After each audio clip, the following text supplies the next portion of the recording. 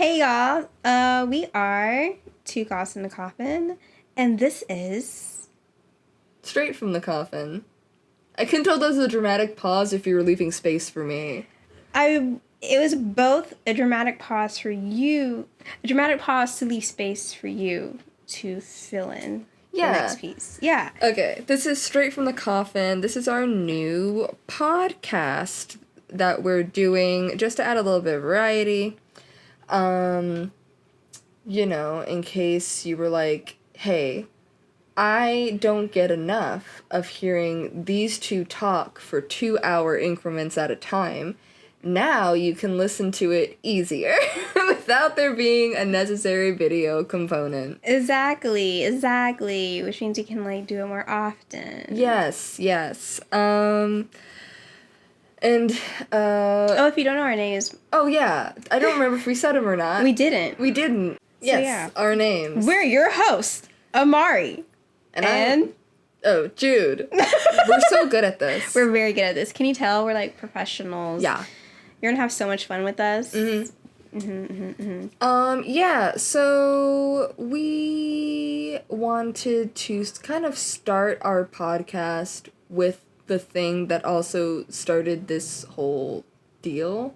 Yeah. Which is talking about Interview with the Vampire. Wow. But specifically, because normally we talk about, like, the show itself, we do, like, analysis, da-da-da-da. We wanted specifically to, I guess... That was my cat, Eponine. She will make her appearances, as she does. Yeah, we wanted to, I guess, talk about something, I guess, a little bit less fun, which is... I was just gonna say, which is the fandom. The fandom. But specifically how the fandom... We're getting into the racism, okay? Yes. Yeah, we want to get into basically the racism in the fandom and how it's really, really made this... And, like, it's made a very hostile very environment and unwelcoming. It's really not fun if you... are not white and you're a black person in the fandom who wants to actually, like, talk critically about anything or just really engage with the show as it's being presented. So yeah, we're gonna get into that because it's really fucking annoying, actually. Yeah, and, like, it's really... we kind of want to talk about, like, how we got into the show and all that jazz as well, because, like, me and Amari have been here since day one. I'm an OG. Yeah, like, there's been a couple of waves of, like, fans coming in. Like, there's fans coming in, like, when it was put on HBO Max, and then there were fans that came in again when it was put on Netflix, but we've been here... Amari's been here a little longer than me. Technically, because I've been here since they announced that there was going to be a black person playing Louis. Yeah. Was I concerned about how that might work? Yeah. Yes. Especially with that specific character. But I was like, let's see the black vampires. Let's see how that's going to work. And I had heard, like, whispers, like, there was, like, they're gonna make an Interview with the Vampire TV show, and I was like, why? Because, like, that was during the time when, like, everything was getting a reboot, or, you know, like, I don't know, and I was just like, everyone, I feel like, who's watched any of our stuff knows my philosophy about remakes and adaptations, which is, like, why does it need to exist? And then I saw I heard it was... The Comic-Con trailer had come out. I was like, oh, let me check it out to see if it's trash. And, yeah, like, the minute, like, it's starting with, like, Louis banging on the door of the church, and I was like, wow, a Louis actor who can act. That's new. Yeah. And then that's when I learned that Jacob Anderson was going to be playing Louis, and then also I saw the time change. The 1910s... is, like, aesthetically one of my favorite eras, so I was, like, super excited. And so, yeah, then I started following it from then on, and, you know, I got AMC Plus just for that. Yeah, same. We all did. Yeah, everyone did, because it's like, what else are you fucking gonna get AMC Plus for? Yeah. Dark Winds Get real. I don't know what it is. I don't even know what that is. I'm gonna be real. Fear the Walking Dead. Absolutely Be not. so for real. Yeah. Those Who Live, I have no clue. I stopped watching Walking Dead a long time ago. Like everyone else, I stopped watching the Walking Dead a long time ago. Yeah, basically. Yeah. So, yeah, I was really excited, and then I was really excited when I watched it, and it was like... Because, you know, I'll throw full shade at Bridgerton and be like, in this era where, like, they will add people of color and then not have meaningful conversations about the changes that they've made. It's like networks are aware that they're like, well, people want to see representation, but then they just kind of do it without being mindful of what that adds to the character. Yeah. Especially in stories where, like, race is an important consideration and they just don't add it, or they're just like, like, what does it mean if you make this character black? What does that actually look like outside of just, like, no, there's no, like, thought to how it affects, like, the narrative or the Or they'll story have, like, one or two scenes where it's, like, it'll be relevant, but then not overarching in any meaningful way, and then this show was, like, very, very mindful of it.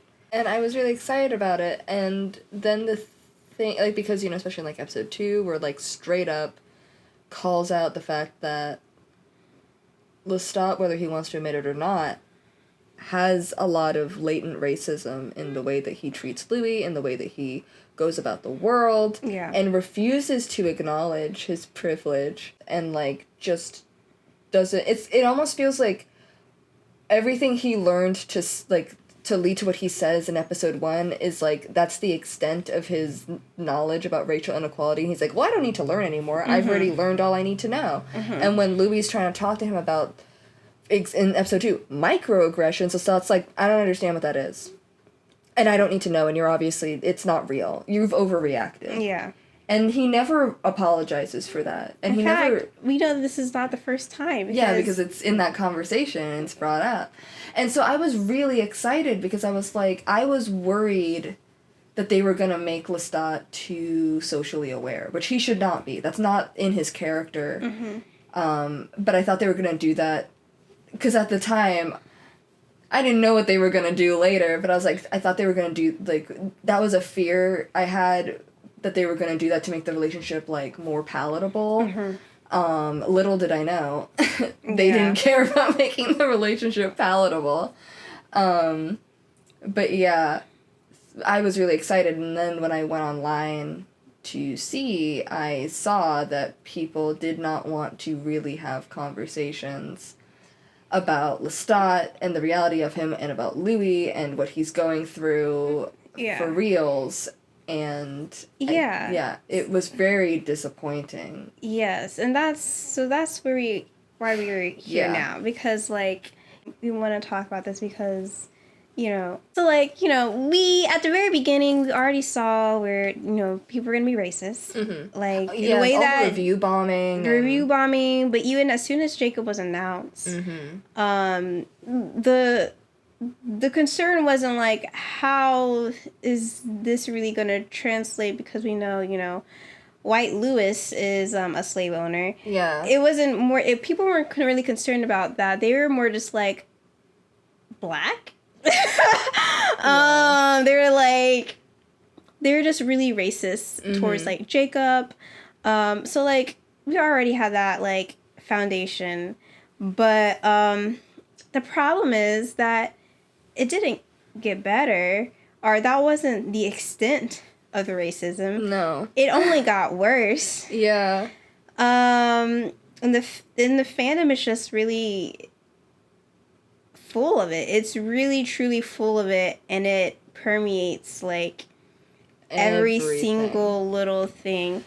And so, like... Yeah, and I think, like, part of it has to do with who they chose to kind of court when they were initially putting out the show.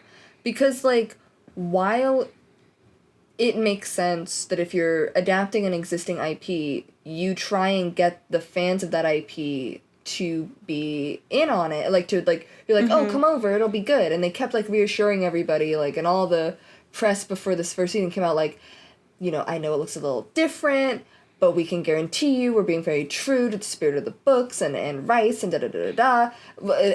Yeah, but it's just like that was like the line that they kept constantly pushing, like, we're drawing directly from the books. And so then the book fans were like, okay, but the problem is the books are racist. Yes. And for 40 plus years have cultivated a racist fandom.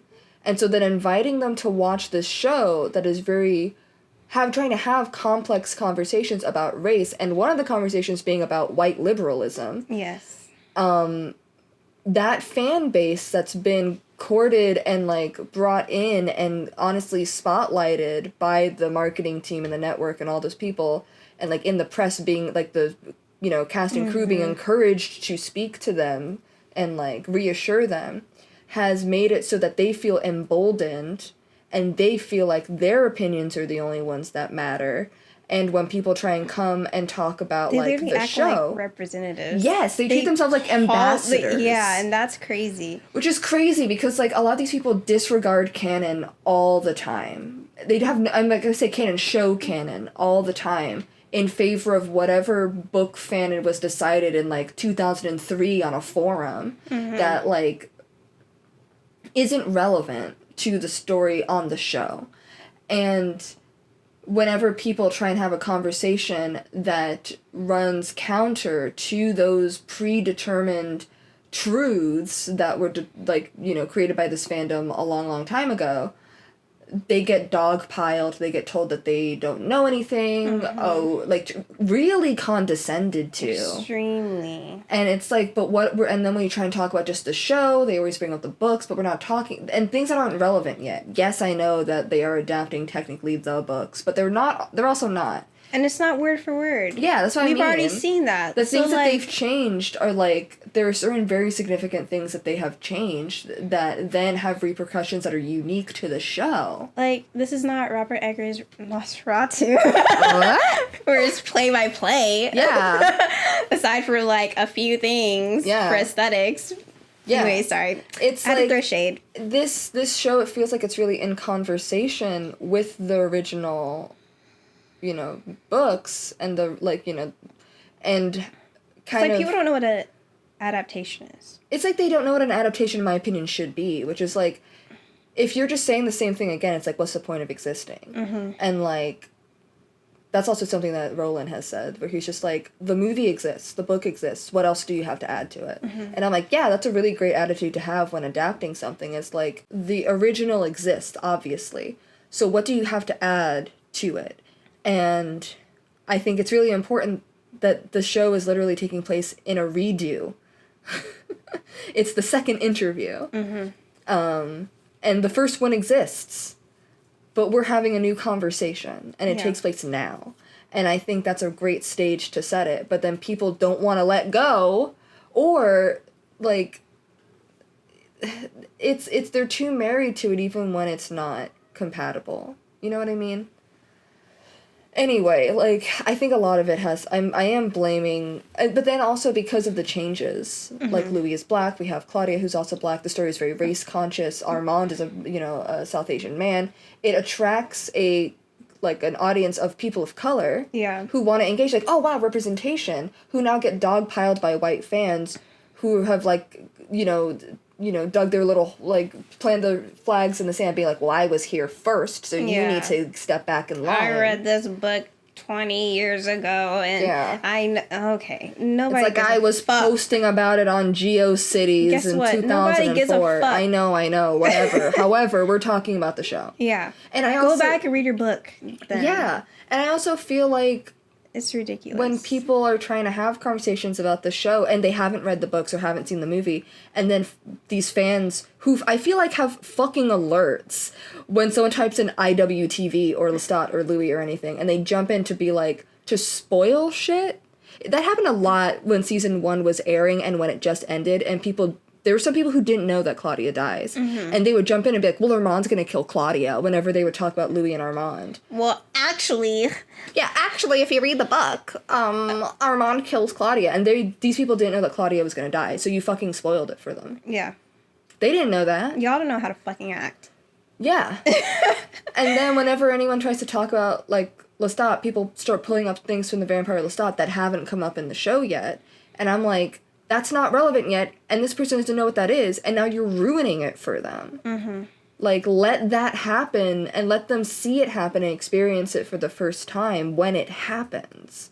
Same with Devil's Minion, honestly. Like, I think that if you just had let that organically happen, and people hadn't jumped on it the way that they did, like, immediately once, like, Louis said, like, the love of my life, this is the Vampire Armand, and everyone immediately was like, Devil's Minion fic. Once again, well, actually... Yeah, well, actually, yes, I know. I know that Devil's Minion happens. I read the book. I read Queen of the Damned. Like, damn, what happened to let the tail seduce you? You're not letting the tail seduce no one. Yeah. Y'all too quick to, like, need to...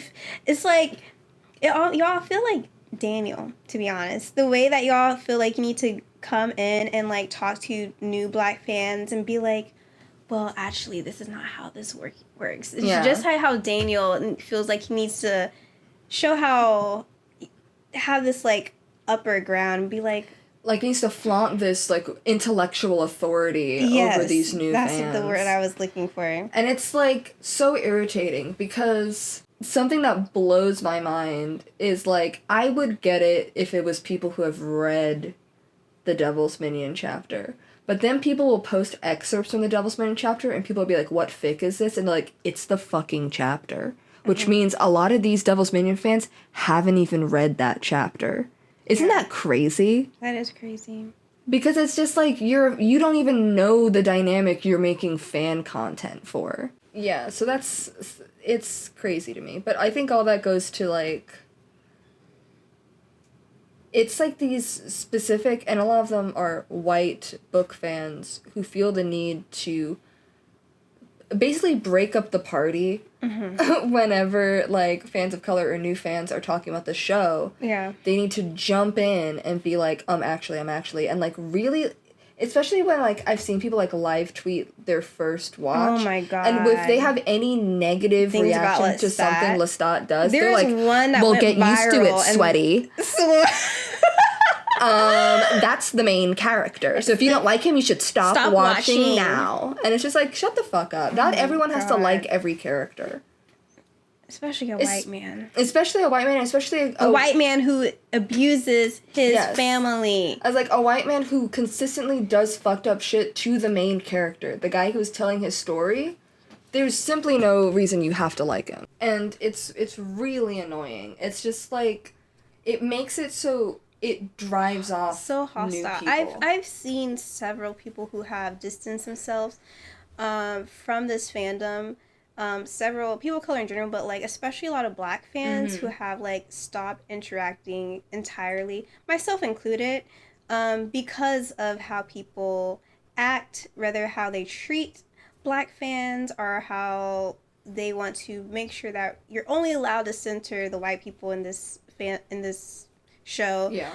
And it's like, you say anything about these characters, the Lestat, or even Daniel, and they're like, mainly Lestat though, and they will jump you so quick. But I'm like, I thought we were having fun. I'm not allowed to, discuss, because you see, the thing is, only they are allowed to have fun. Yeah, that's really what it is. Because, like, you can make jokes about, like, literally any other character, about being, like, sending any character to jail. Yeah. You say anything about Lestat, they're like, eh! They're like, I can't believe you've done this. Yeah, and I think it has a lot to do with, like, I don't know. I mean, it has a lot to do with a lot of things, such as racism. Yeah. But I think there's, like, there's a shift I don't even know if it's, like, something I've noticed in fandom is that there's a lot of tying of personhood to liking characters. Mm-hmm. So, like, whenever you try and criticize that character, people take it as a personal attack. It has nothing to do with you. You're not actually Lestat de Liancourt. I'm so sorry to tell you. So when I talk about his wrongdoings, I'm not talking about you. I'm talking about Lestat de Liancourt, the little guy in the show and the book and such. And it because I like the character. I think he's really interesting. So when I go to like talk about him, sorry, Amari gave me a look. I do not. I don't like him. I do, but I don't he's give a just fuck about him, especially at this point. But that's also y'all's fault because Yeah. I was very neutral about him, and then like seeing y'all be racist all the time, I'm like, actually, I don't even want to hear about it at this point. But that's your fault. Yeah, especially because like all the people who want to talk about him, they're not actually talking about him. They're talking about like some OC Made up guy in their Lestat de head Liancourt that like is not the same guy. And like I remember I would make posts on because I mostly until like a couple months ago I think, I mostly interacted with the fandom on Tumblr, but now no one is there. It is empty. So I'm kind of on Twitter now. And so I would just like make Tumblr posts because if you couldn't tell, I'm long-winded, so I need the no character limit. And so like I would make like a long post because like something that was crazy was like I heard people talk about the book The Vampire Lestat and certain things, and then I was like, oh, let me read it just so I know what's coming up. And then being like blindsided by how different it was from what people said, and I'm like, some things that people said straight up didn't happen didn't happen like that. And so then I was just talking about like the book, and if I said anything about Lestat from either the book or the show, whatever, that was even remotely critical, essentially anything that wasn't just like straight up kissing his ass, like people would jump in and be like, well, since you hate the character so much, you shouldn't be here. And I'm like, me? That sounds... Hate the character? What is that? And what are you talking about? Yeah, because unfortunately, Jude likes Lestat. I do. I unfortunately like him very much so. I'm sorry. It's fine. I find him very interesting. I think for me, characters that I like, it has more to do with whether or not I find them interesting, like what they contribute to the narrative, how interesting I find it, and what Lestat contributes, I find very interesting. So I want to dig into that, and then the reason why we're able to be friends is because Jude is not like y'all bitches. No. Jude interacts with... I'm not like other Lestat fans. They're not like other Lestat fans because they actually engage with Lestat with nuance and critically. Because now I'm going into... that was so funny. Okay, so like I've known Jude for a long time technically, but like the first time we really started like hanging out was at my like birthday party a few years back, ago. Right after the show had came out. And well, can I like call out Amari if we're gonna talk about this? No. because their birthday was no. Wait, what are you gonna say? I was like, was at a karaoke bar. Are you gonna mention the song? Yeah. No, don't do that. I'm so real. Okay. I sang a song. Period. We'll cut this out. I was like, you can say that, but I sang a song. Yeah, I sang a song that no one else knew, but I knew. It may or may not have had something fandom related, perhaps. Yes, it was fandom related. Yeah, but then anyway, my friend, first of all, was like, well, obviously... Our friend? Well, this is my bestie. Okay. Of 15 years. What the fuck? It's true, but still. Yeah, I have seniority, so they're wow. What the fuck is happening here? Anyway, the friend who drove me there, my friend, was like, hey, Jude likes Interview with the Vampire, and you were like, yay! But then she said, they like Lestat, though, and you screamed no like I had shot you. Because you were like, no!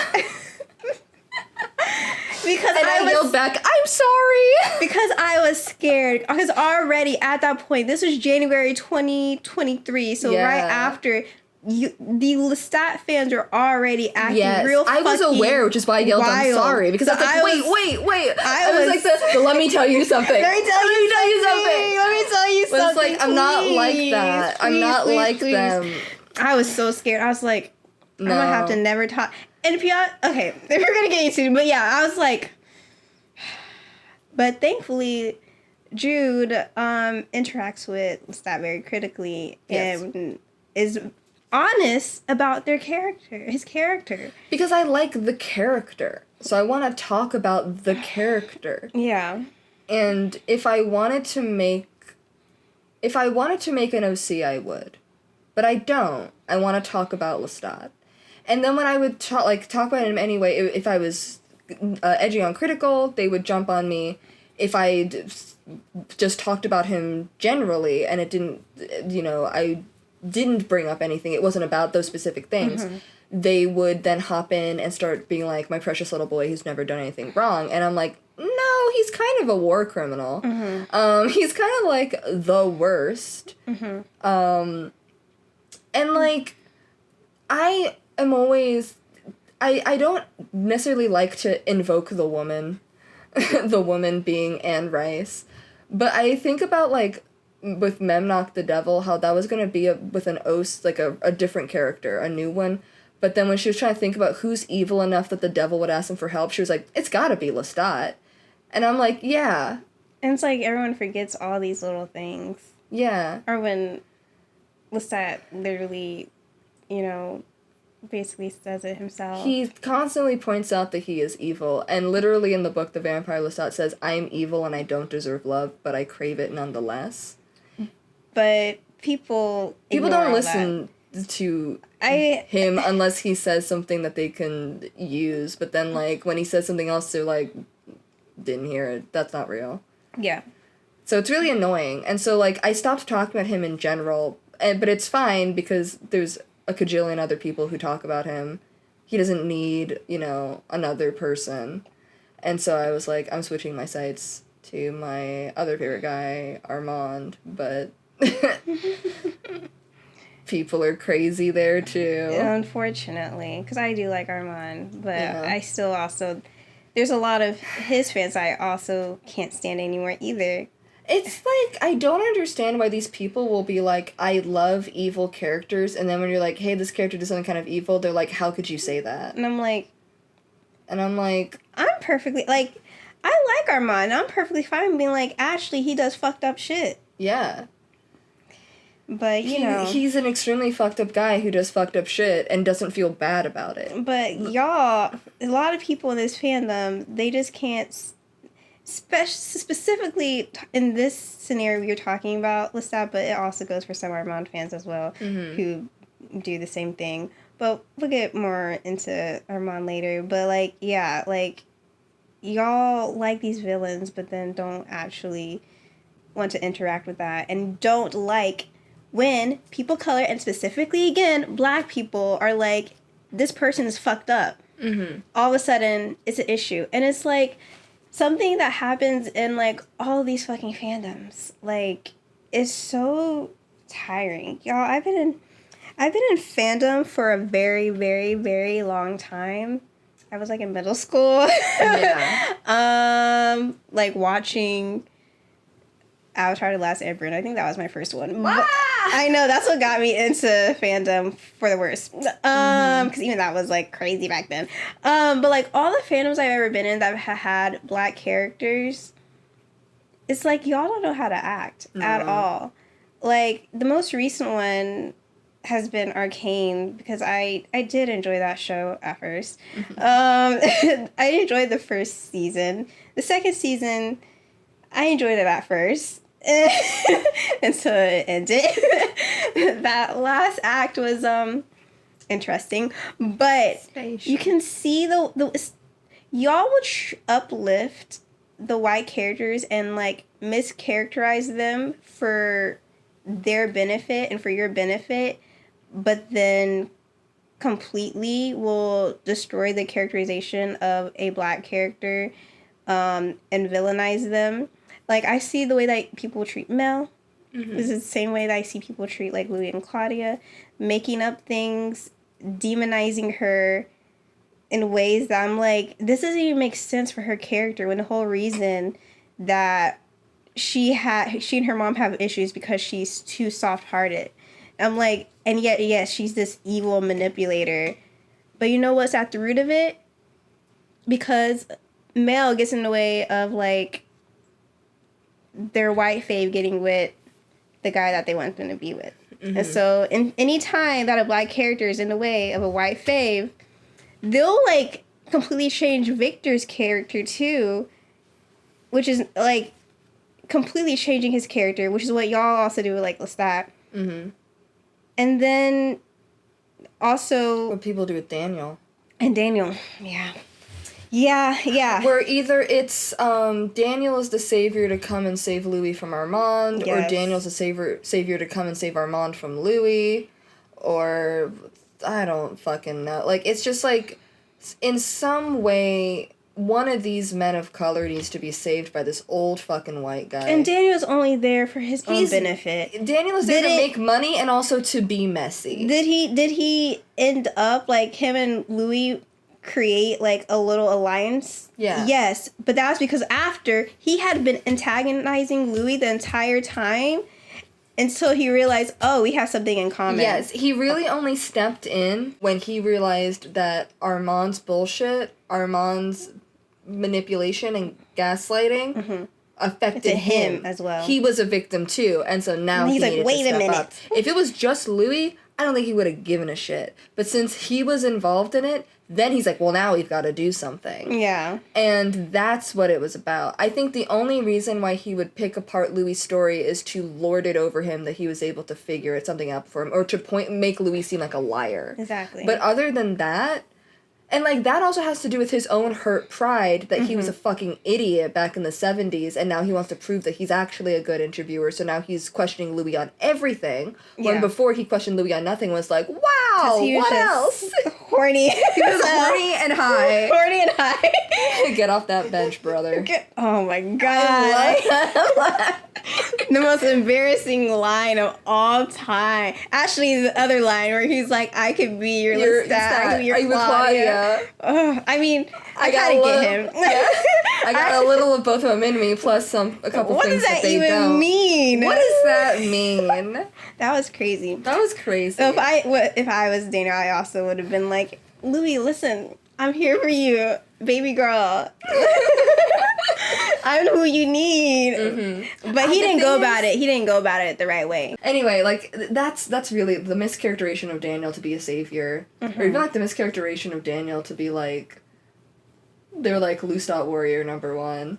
And I'm like, no, the thing about Daniel is he doesn't care about any of them. He's gonna side on whatever side, is the messiest. Yeah. Because I am excited. Not excited. What's the word? I am interested, I guess, to see the change. And we talked. I actually don't know if we actually published that video. It's too late for us to publish it at this point. Oops. We recorded a whole thing for the teaser trailer, but then I couldn't find. I hated the first one we did, or like I didn't like it for some reason. I think I went actually insane. I think it was actually fine now that I think about it, but we recorded that back in, like, July. Yeah. And it's way too late. It's no longer timely. It's no longer timely. But I was like, the thing in there that I said was, I am interested to see how Daniel switches it up when he talks to Lestat, and if we do see a palpable difference, because if he puts on more kid gloves when he talks to Lestat than he did with Armand and Louis, then he's fucking transparently racist. Yeah. Yeah, because we already know that, it's very... A lot of that motivation is there when the way he talks to them. Like, we already said, like, he talks to them with some kind of, like, what was it? He wants to have, like, intellectual authority. Yeah, and I'm really... superiority, Yeah, superiority, what I was... Especially when he tries to be like, did you know that racism still existed in France? And Armand and Louis are like, yeah. Yeah, we did. Armand's like, I've lived there for, like, at that point, 400 fucking years. I think I know that racism exists in France. Especially when, like, his first interaction, we see, like, in the 1700s with, like, Nikki is being called a slur. Yeah. The minute he showed up, it's just like, yeah. He knows, and Louis knows as well. And I really loved that moment in the episode when they brought it up, and both Louis and Armand said at the same time, like, that's not what he said. It's like, and Louis like, I didn't say that. Right? Armand's like, he didn't say that. Meanwhile, Daniel doesn't mind, making other fucking being racist jokes. Doing the Mexican accent for his telenovela joke when he didn't even put on music from a telenovela and could have just done a normal soap opera thing. Yeah, but that's a whole nother thing. His stupid fucking Shah Rukh Khan comment, and I want to hit him in the face many times. I don't like Daniel. I used to enjoy him as a character. And now I don't care about him again as well. And it's again because of the fans. Yeah.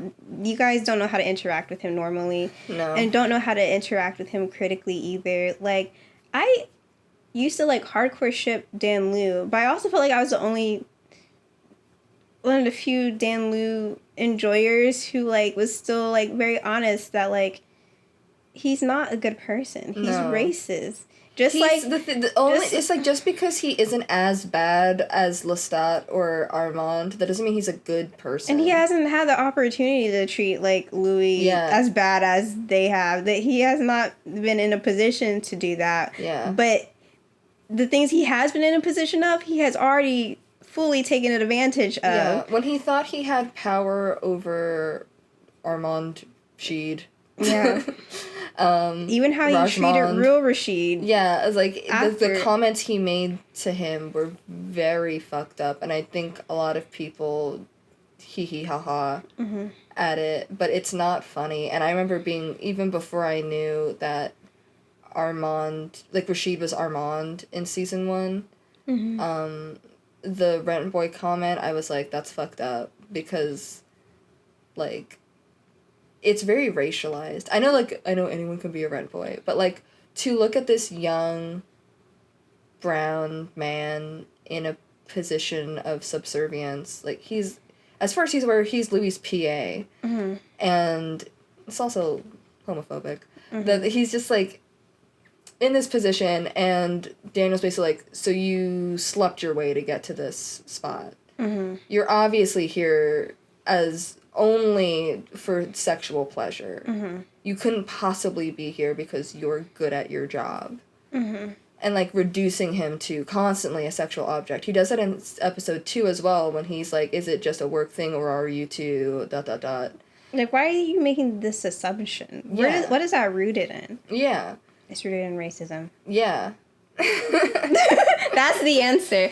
And I think that's the thing, like, and a lot of people laugh at a lot of these things. But they're not funny. Because, like, circling back, like, we would talk a lot about Daniel's racism right now, but, like, circling back to Fandom, yes, a lot of y'all think these aren't funny. And still, even the marketing team will make jokes out of these things. And they'll be, like, iconic moments, but it's just really a Daniel Malloy microaggressions and macroaggressions compilation. And it's crazy. It's, like, literally insane. And in the same way, like, because I now want to go back into Claudia, like, for a second, in regards to, like, things that y'all treat that are funny but aren't, which feels very rooted in racism, is, like, when we go back and look at, like, the train scene with Lestat.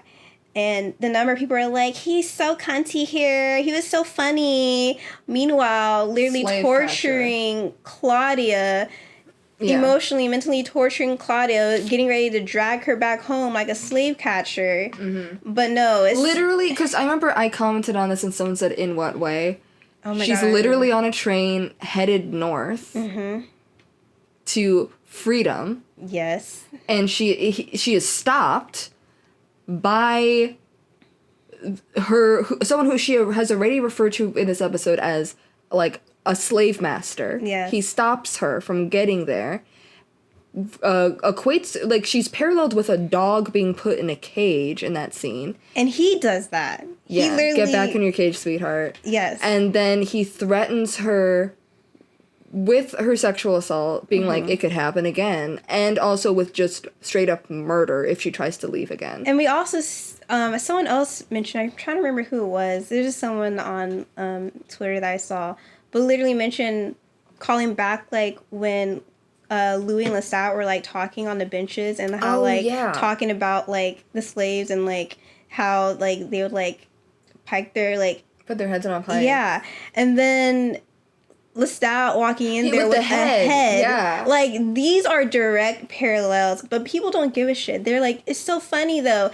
And then they're like, but we're just having fun. Y'all don't like fun. No. Guess what? You know what? No, I don't like fun. I don't like fun, then, if that's the case. Actually, I do. I want to have fun, too, but y'all are making it very unwelcoming. And I think it also circles back to something that we've seen a lot talk about recently, and this, like, y'all think that being in fandom means that you can be devoid of, like, politics, but, like, how you interact in fandom is, like, a direct reflection of your politic. Yeah. It's like, everything's political. Everything is. Literally every single thing that you do is political. Even if you don't think it is. It's motivated by your politics. Yeah, and I think, like, two ideas can coexist, which is, yes,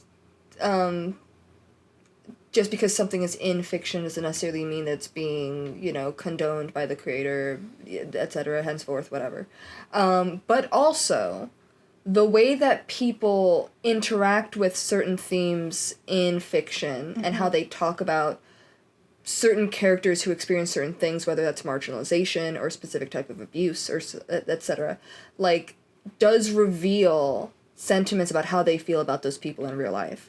So the way that you talk about characters of color, the way that you talk about abuse, is tied to how you view real life victims of racism and real life victims of abuse. Because, and I have seen this happen, if you were to make a joke about Lestat being raped by Magnus, people would fucking lose their mind. They would be like, that's fucked up to say. And it would be. That would be. Because that's really upsetting, and it was really bad. But why is that not the same? Yeah, but then in the very same scene where Lestat makes light of Claudia being raped, in a very similar situation we learned in season 2, she was locked under the floorboards for 7 days. It happened every night for 7 days, very similar to what happened with Lestat. He makes light of that, and everyone's like, it's just a joke. And so, let's step back then. So why is that one okay? Yeah. And, like, if you want to make the argument we didn't know at the time, sure, but that joke was then made again post-season 2. So you did know at that point, when the joke was brought up again. It's just, like, you can't claim ignorance, and even when it happened, it was still a messed up thing in general. And, like, it also did happen after the Magnus thing, regardless. And we still knew that, like, she was assaulted. Yes. So, like, so either regardless, way, the extreme parallels that we learn later, regardless. Yeah, it makes no difference. Like, Makes no difference. She was still assaulted, and we know that. And people are just like, but he's so cunty. It's like, but he did a gay little hop into the train car. Okay, diversity win. This slave catcher is a bisexual man. Yeah, like, okay. Congratulations, I guess. Yeah, and then the audacity to use ballroom language to talk about it. Oh my god. Okay, so that's a whole nother thing. I'm so fucking sick of it. So fucking sick of it. And this is not just, like, this... It's singular to this fandom. It's unfortunately... been proliferated throughout the internet. Everything. It's considered, like, just normal slang when it has a very specific historical and cultural context. Whether it's AVE or whether it's, like, very specifically ballroom language. The way that y'all... like, really, I don't... Y'all shouldn't be using it anyways. Yeah. Because it's not for you. And you're using it incorrectly, and you're using it to prop up the wrong people. Like, it's people that it's not meant to refer to. Exactly. But since, like, y'all, like, watched, like, one season of Drag Race and think that you're allowed to, like, just use it. Yeah. And it's so... It's... Oh, my God. And it's now, like, basically TikTok language is what people outside of, like, the actual community are like, it's TikTok language. It's Gen Z language. And I'm like, do you know how crazy it makes me feel? Like, do you know how crazy it makes me feel? People calling Lestat mother when, first of all, he's not. He's not. Not. Period. End of sentence. He's not the feminine queen that honestly, you think he is. Same thing when people use it for Armand. Yeah, unfortunately. He's a little bit more like gender, but he's not mother though. No. And then like I said, you're not even like using it correctly. Even like whether you're talking about Lestat, Lestat I have the mainly Lestat is the most egregious. Yeah, but even Armand as well. Yeah. So I'm not gonna leave that. I'm gonna leave that out either. I'm like these two people who like one have like abused their like black wife, Louis. Yeah.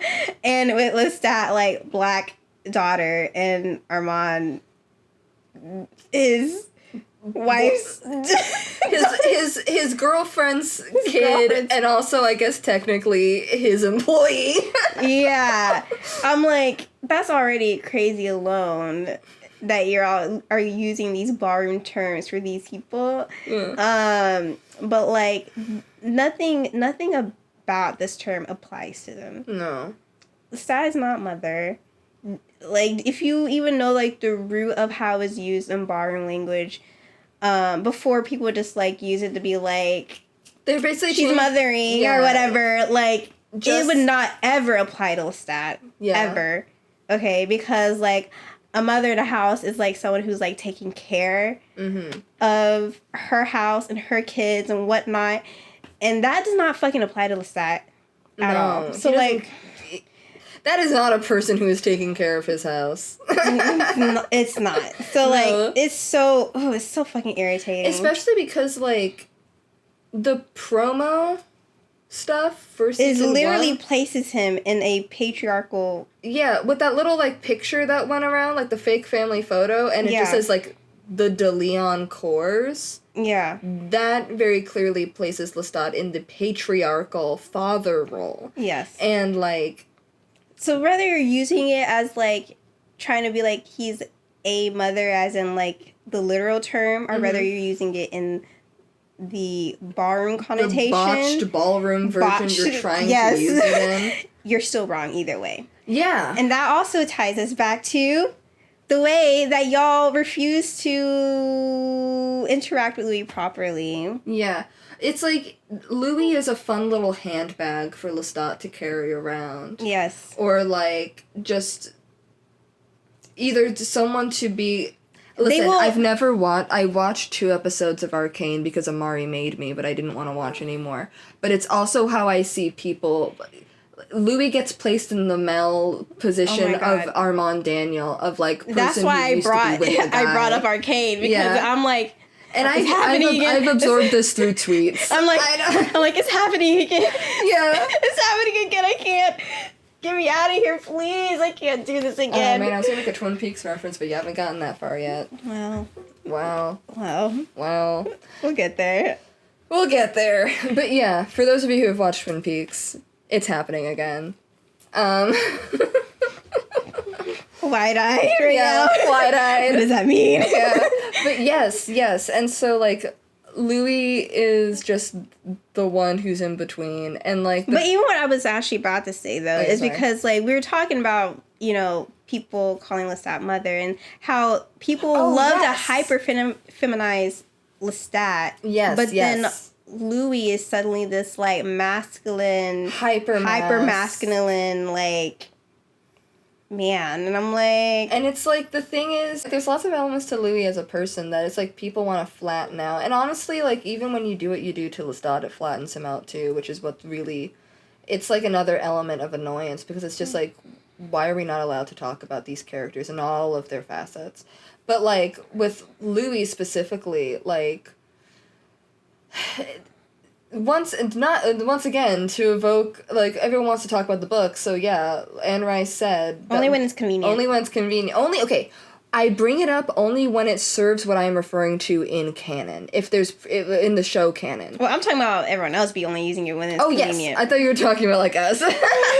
I'll use it when it's convenient for my part. No, I'll use it when it props up something that's already being... Canon. Yeah, reiterates canon. You wanting to suddenly...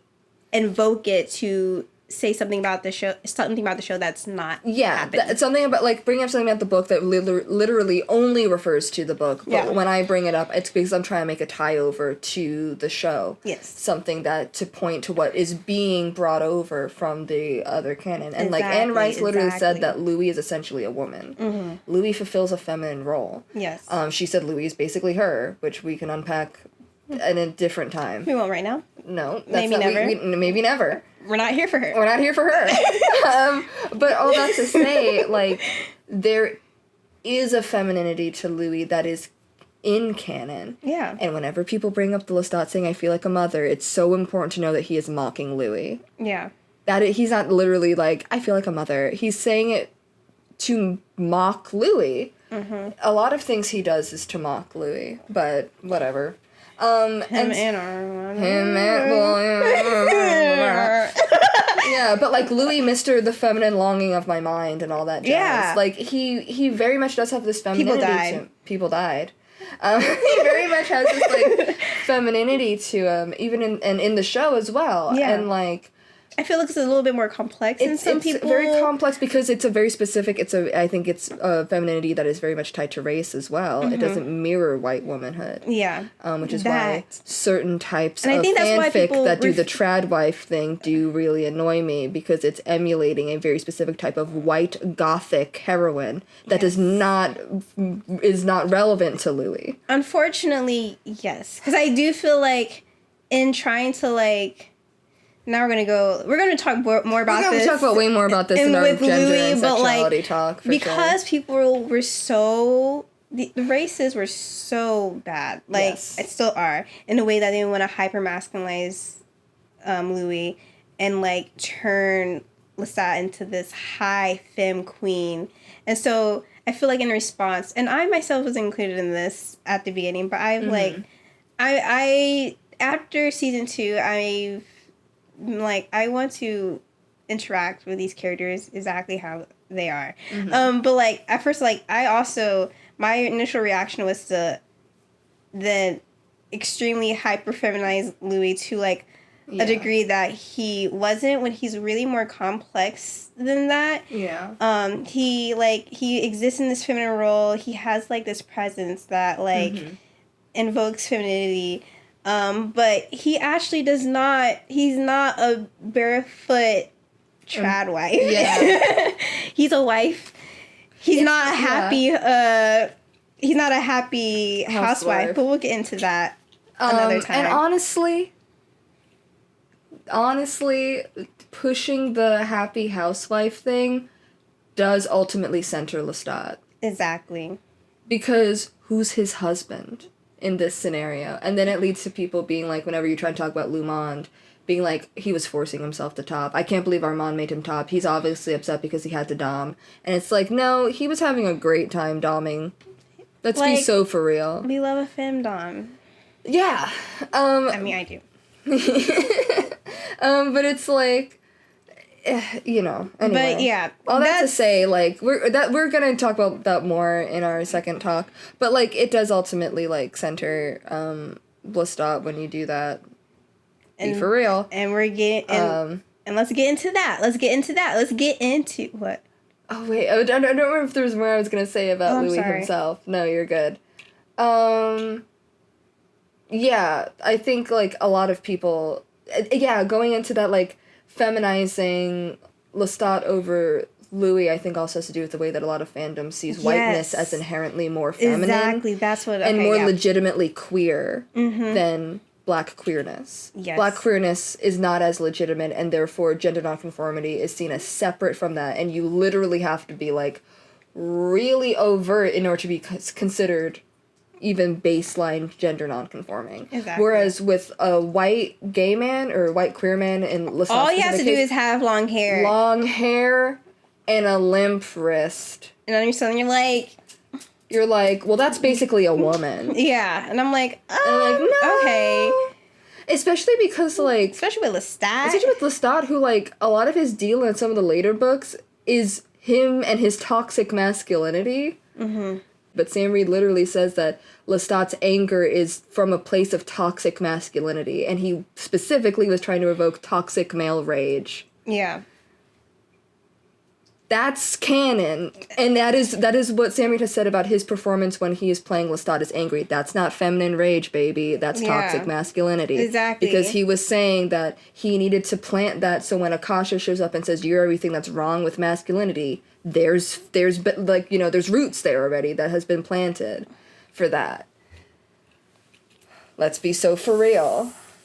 Exactly. So anyway, that's what I want to chime in on before I know where we're going next. And that was hop on and be like, that was good. No, that was good, because that is actually like, that is very Same important. thing goes with people making Claudia butch, like making a Claudia Len like femme butch, but Madeline is femme. I was gonna go into that. And Claudia is butch, and I'm like, where is Claudia butch? Because she wore pants once. One time? Wow. Okay. Yeah. Meanwhile, she's like full face of makeup, and wearing dress, heels. Hair done. Since we're already there, because that also plays into. So we're gonna also talk about colorism as well, because the difference in between how Delaney is treated, Delaney's Claudia is treated, and the difference between Bailey's Claudia is like so starkly different. Because you would never call Bailey's Claudia butch. Her? No one would ever dare to say that. No. But, you know, you have Delaney who's, like, a few shades, like, darker, and whose hair texture is just a little bit more, you know, curlier, has, like, a different curl type, and all of a sudden everyone's like, Butch. Also, this was a thing that people said originally, like, when the first recast first happened, but then I saw a post literally, like, very recently, like, I would say, like, last week, that said this, and I remember being like, what the fuck are we even talking about here? About people being disappointed about the recast because they said, it's like, Delaney doesn't look as doll-like, and she doesn't look as young as Bailey. When Delaney looks younger, let's be so for real, she has a much more of a baby face. She does have a doll face, really. She has a doll face, like, for sure. 100% has, like, that... And, like, I remember being so struck. Maybe. I think Delaney captures... Sometimes it's almost uncanny, where, like, she'll simultaneously look, like, grown and young. Yeah. And I think I remember being struck by that a lot in the first episode, where, like, she looks simultaneously, like, world weary and also, like, a baby. Yeah. And you really feel it in, like, that last scene where she looks so much like a sad, like, a dejected child after everything happened. No, and she's I'm looking start up. crying just thinking about and it. I was like, I remember thinking, like, God, she looks so young. Yeah. And, like, she looks younger than Bailey. I know technically she's older, but she just looks younger. It's only by, like, a few years. Yeah. Yeah, she's a little older, but, like, not, like, crazy. Yeah. But, yeah, she does look young, but I think people need to, like, whenever people say that, I want to be like, why do you think that? Yeah. Why do you think Delaney looks less like a doll than Bailey? I mean, they're gonna lie. They did. Yeah. But, you know... But it's just like, the truth of it is colorism and anti-blackness. Yeah. Yeah, that's honestly what it is. Because there's no other reason. Yeah. Literally no other reason. And then I saw someone even say that they were like, I preferred Bailey because her accent was better. And I'm like, I love Bailey. Be so for real. Be so People for real. Really were trying really hard to make up reasons not to like Delaney's Claudia. Yeah. And I'm like... They both did. I think they did great for the roles that they had. Yes. I think for the phases of Claudia, like where she was at those times, I think that they both worked really well. But yeah, so like since we're already into Claudia, like in that same vein, 'cause we already kind of talked about like how people treat, like, for example, Louis in regards to Lestat in order to center Lestat. And that's something that they do with all of these, like, characters of color, is that they try to rather center their white partner or they're just centering, like, whiteness in general. Like, when it comes to Claudia, the only way people want to interact with Claudia is how she fits into the family dynamic of the unholy family. Sorry. And usually it's, like, de-aging her, even. And, like, your little Claudia has to be a baby all the time. She has to be a baby so that she can be Lestat's little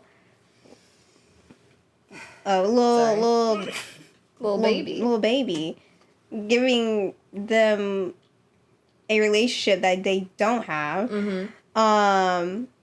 Or, like, it's with her and Madeline, which is great, because, like, they're very cute. I love them. But, like... Where is the focus on Claudia interiority? Yeah. Or what is the focus on Claudia's relationship with Louis? Yeah. It's always got to be, like, Les' daughter. Which okay, can I be so for real? All these portmanteaus fucking suck. Okay, maybe I'm just old, but in my day, when you did a portmanteau, that was because that was a romantic relationship. So every time I see people write Lou Claudia, I have a heart attack for a second. I was scared at first when I first started seeing it. Every single time. I'm just like, hello? Yeah, I was real scared the first time I saw it. Then I realized, oh, they mean like, okay. I'm like, I got real scared. And you know what? I'm putting my foot down. Stop doing that. Put a space. Yeah. You have enough characters for a space. Yeah. Put a space. Lou and Claudia. Lou space Claudia. Lou plus or ampersand, because that's what you do to denote a platonic relationship. Yeah. Claudia. Yeah. Please stop giving me more gray hairs. I can't take it anymore. You gotta catch up with the times, old man. No!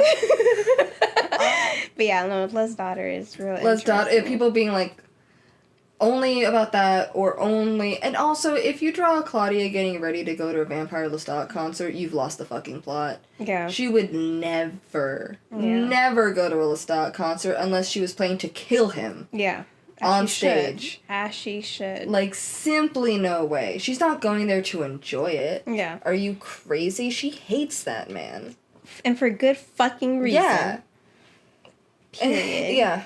It's dumb. It's very frustrating. It's dumb. And then then they make like fan art or fan content of Claudia and Madeleine, which is, like we said, it's good. Okay, sure, we can explore the relationship, but where does Claudia exist outside of these two things? Exactly. Why can we not talk about Claudia on her own? Or why can we not, like, why don't we get to explore her like, interiority literally the thing that she was others? really, like, trying to, like, figure out, and that, like, in, what was it, episode 2, and I'm like, and then y'all are doing it anyways. Yeah. And it's really irritating. And then speaking of Claudia, now that we're on this thing of Claudia and not really getting into her interiority, the way that people talk about Claudia, wanting to join the coven, I think talking about Claudia in general... Oh, wait, can we talk about one other thing in regards sure. to, like, centering, like, whiteness with Claudia? We can go back to Louis and Armand with this. Is it that Claudia would be friends with Daniel? Oh, my God. What? You've never seen that? Maybe I've seen it once. Yeah, I have seen it once. I've seen a lot of people being like, Claudia and Daniel fucking be like friends, that man. Or like, and I'm like, absolutely not. She would not like him. She would not like him. And also, Daniel doesn't give a shit about Claudia. The tragedy is only one person gives a shit about Claudia. I know. Yeah, we already seen how he treats her, and she's either a punchline or something he can use against Louis. He doesn't give a shit. But yeah, what were you gonna say? Sorry. Well, since we were talking about, like, Claudia and Malloy, like, there's so much of an effort into reducing these characters to their white partner and not allowing them to have relationships with, like, people of color, other, like, characters of color. And when I'm talking about Claudia, I can't help but think about the way that folks have treated her relationship with Charlie, a young black boy who, you know, was around her age, and how significant that relationship actually was to her, and people want to minimize it. Yeah. And honestly, it fucking sucks. It does. And, like, I think that one is so interesting, like, because Charlie for her is the first quote-unquote thing, I guess the thing being that relationship, that is just hers. It has no ties to Lestat, it has no ties to Louis. And she held that so close to her heart, even, like, shutting out Louis for that. She's like, this is mine. This is mine, it has nothing to do with you. It's something I have for myself. And then when it ends the way that it does, like, it fucks her up real bad. She self-harms at the end of that. And, like, Louis even says it, like, all humanity for her died with Charlie, and we see her stop trying to interact with people after that. Because she's, like, or when she does, she's, like, she has this mental break, and she starts goes on that mass murder spree, and then she's trying to make a new companion, but she can't, and she doesn't know why, and that's very upsetting for her. And just that whole experience really left its mark on her. And that whole experience, I think, really jaded her toward, like, Louis and Lestat. Because she's just like, this is something that I can't have. And it's your fault that I can't have it. And, like, it is a cornerstone. And then people being like, compet. I feel like that also, a lot of that also is a reflection of how people see bisexual black women specifically, and how I see a lot of them get ignored in, like, the media, or they're not, like, really, like, queer or unless whatever. They're with a woman. And unless they're with a woman, which is why I really hate when people try to... when people are, like, try to acknowledge Charlie's relationship, Claudia and Charlie's relationship, and they're like, Claudia's, like, clearly bi, and people didn't say, like, it's compet. I'm like... But look how important he was also, to her. I mean, like, of course, by nature of being a woman, and of course, compet also applies to heterosexual women as well. Hey, by the way, compet applies to heterosexual women as well. 100%. It has to do with, she's a woman growing up in a patriarchal society, but also, like, she has 2 gay parents. Yeah. So, like, she has a different experience of being around queerness. And Louis literally, like, sat down and, like, was able to, like, explain this to her, like, what, like, 2 people of, like, the same gender, like, loving each other, what that looks like. Yeah. And so it's, like, normalized for her. And so, like, while that does not completely eliminate, you know, compulsory heterosexuality. Exactly. I think for her as well, like, it's not as big a driving factor as it would be for her if she hadn't been in this situation. So I strongly disagree with that, as well. Especially because, like... Because it's like, oh, wow, the only valid relationship in her life is with the white woman. That's the only... Yeah. That's the only valid relationship. Yeah. And we know she tries to turn, like, other boys or whatnot. Like... Claudia is attracted to men. She's also attracted to women. Exactly. Anyway. But yeah, I think going into that, thank you for bringing that up, because I forgot. I just think it's important, because the way, I don't know, especially lately, the landscape and the way that people just treat specifically bisexual black women and denying their queerness is really bad. Upsetting. Yeah.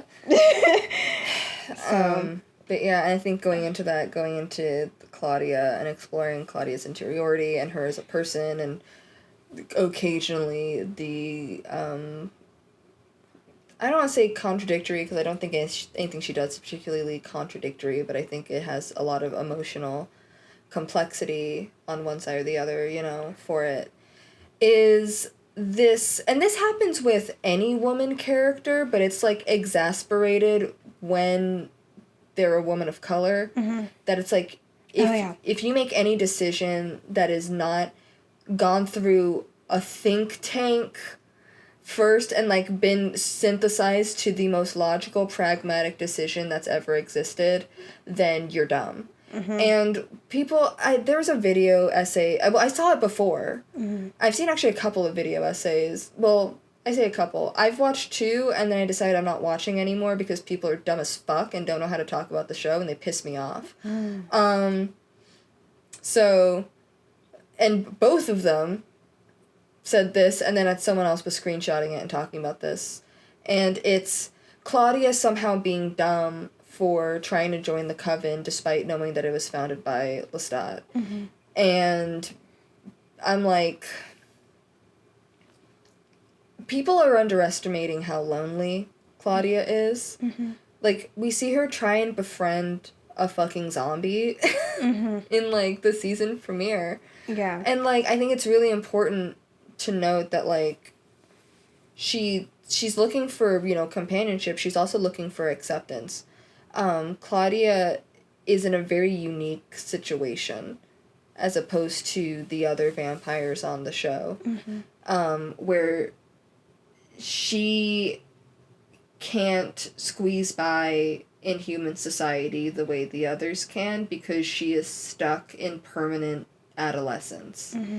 And so she's looking for people who will treat her as what she is and not how she looks. And so she, you know, and also, like, this is brought up in episode 6 of season 1. Being with Louis makes her feel, because of his own issues that culminate in his particular diet, it makes Claudia feel judged, or like she's doing something wrong by drinking human blood and killing people and not really caring about it. Yeah. And so now, I feel like for her, these past 4 years, she's been traveling Eastern Europe. It sucks. It's dirty. For a long period of time, it's Nazi-occupied. And she's got her brother-father attached to her who keeps dreaming about her other father.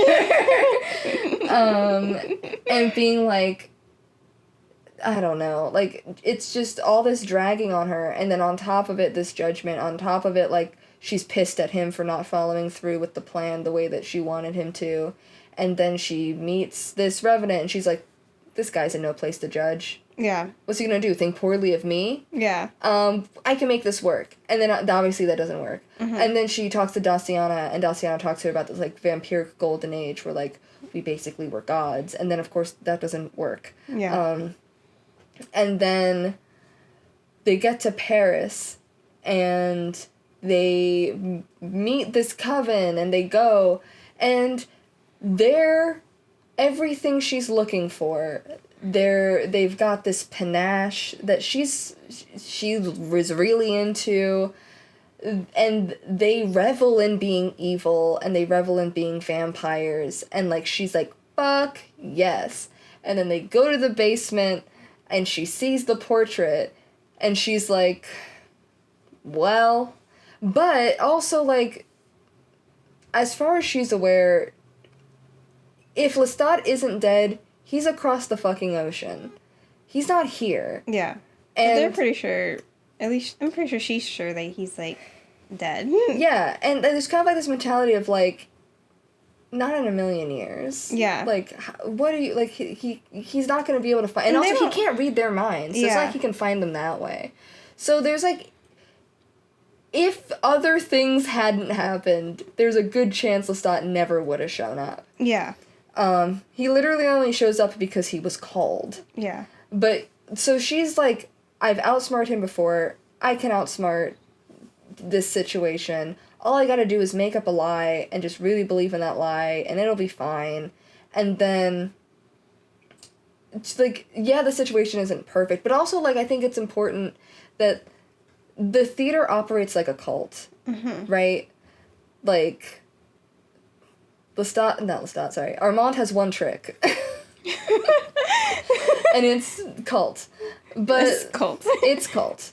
And so they do this whole thing where they make them feel really welcome, and they have the whole murder mansion thing where Claudia feels like she's a part of this community and really accepted.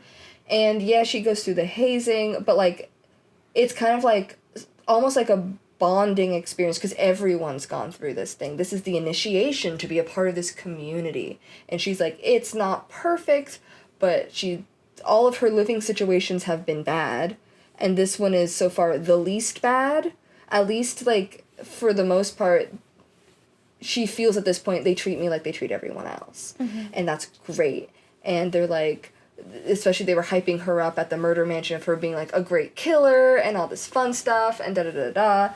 And it's not out of the, like, to me, it's not stupid for this extremely lonely person to make a lot of concessions in order to fit into a community that she's like, I can make this work.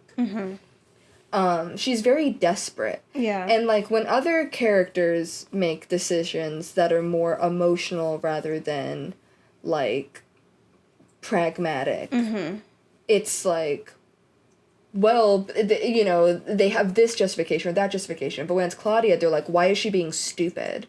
And I'm like, she's not. She's lonely. Yeah. Yeah. Loneliness makes you do crazy things. People do a lot of crazy things to stop being lonely. Yeah. I think her joining a theater that was founded by her abusive father is not the craziest thing. Yeah, exactly. Especially because, like... And she doesn't really know, like, how Lestat left that thing. I mean, like, obviously he didn't want to go back. For all she knows, she's like, he could have left in a very poor taste, and they're not gonna really give a fuck that if they like, she doesn't know, and I feel like that's okay. Like, yeah, I think it makes sense to me. I'm like, yeah, and let her be complex. Yeah. She's literally just looking for a place where she can belong, and she stays there even when it sucks, and then she makes it very vocal, like she's like, I don't like this, and starts to chafe against it, and then when she starts to connect with Madeline, she finds a setup that she's like, this actually does work for me a lot better than the theater setup, and that's when she's like, fuck this theater. Yeah. I'm out. Her literal last diary entry is fuck these vampires. Yeah. And she never writes again.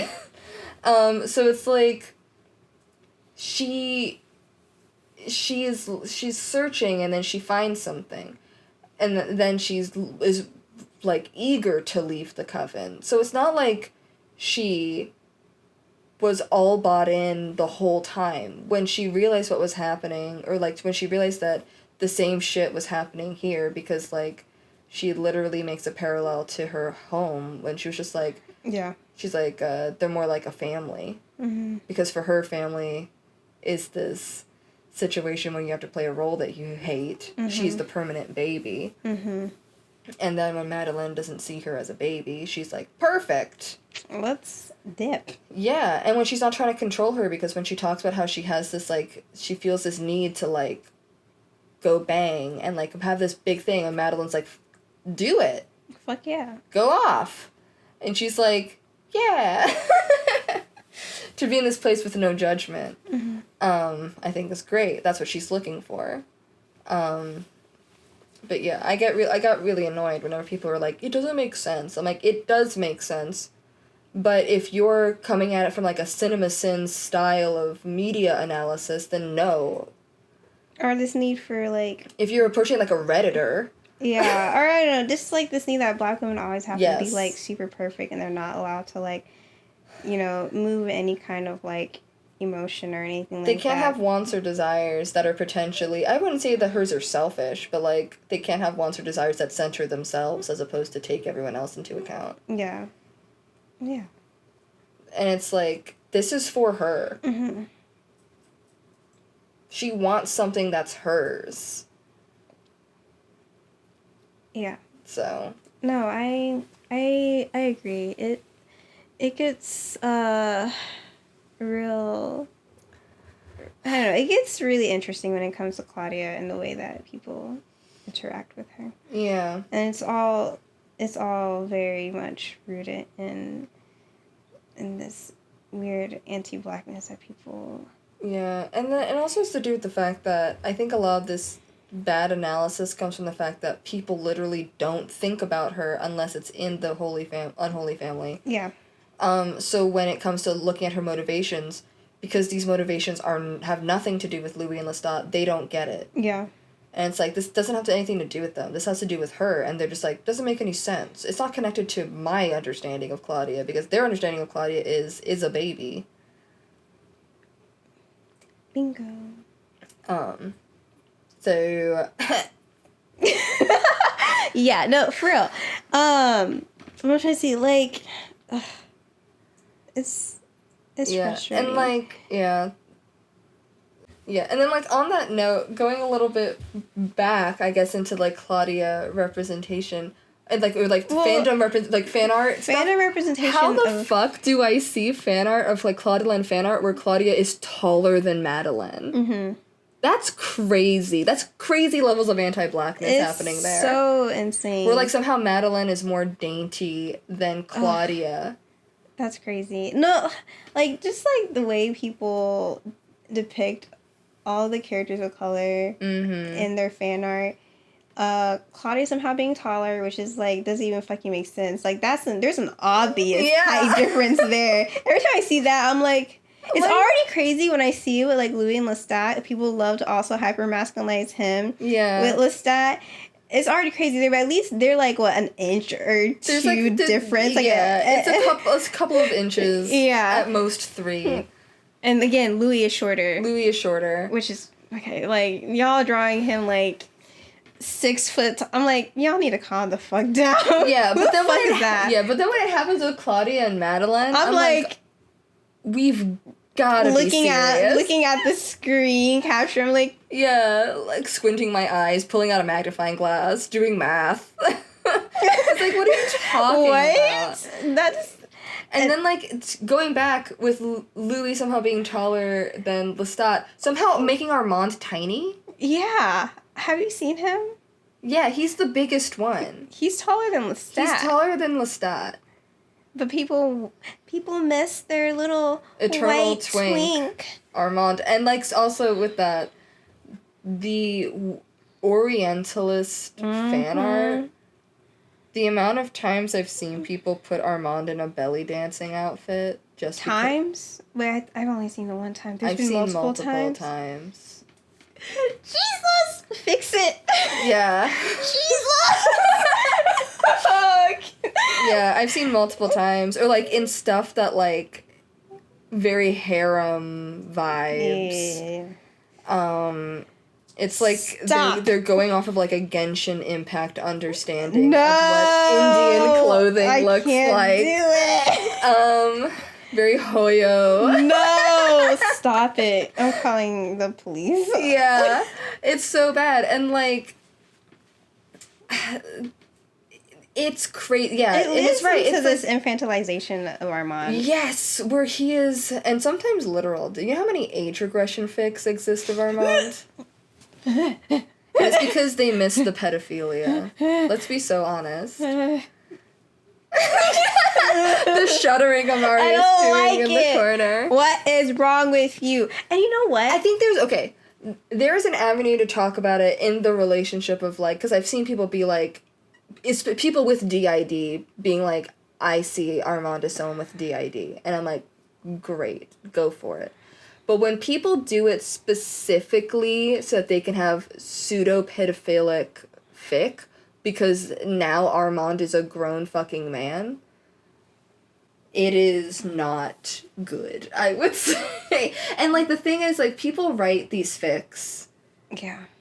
So, like, I know a lot of these people, one, came from book fandom where everyone was white. And also, a lot of people I've seen have come over from the Hannibal fandom, where almost everyone is white. And y'all are racist too. Yes. I've seen how y'all treat my best friend Jack. Yeah, my best friend Jack Crawford. Fuck y'all. Oh. But yeah, they come over from like Hannibal, or like from the books and whatever, or like these other like mostly white media properties. Mm-hmm. And then they want to write specific types of dark fic. And I'm not saying you can't, but what I'm saying is you have to now consider the optics of what it looks like to have people of color, specifically in certain situations black people, doing or having certain things happen to them.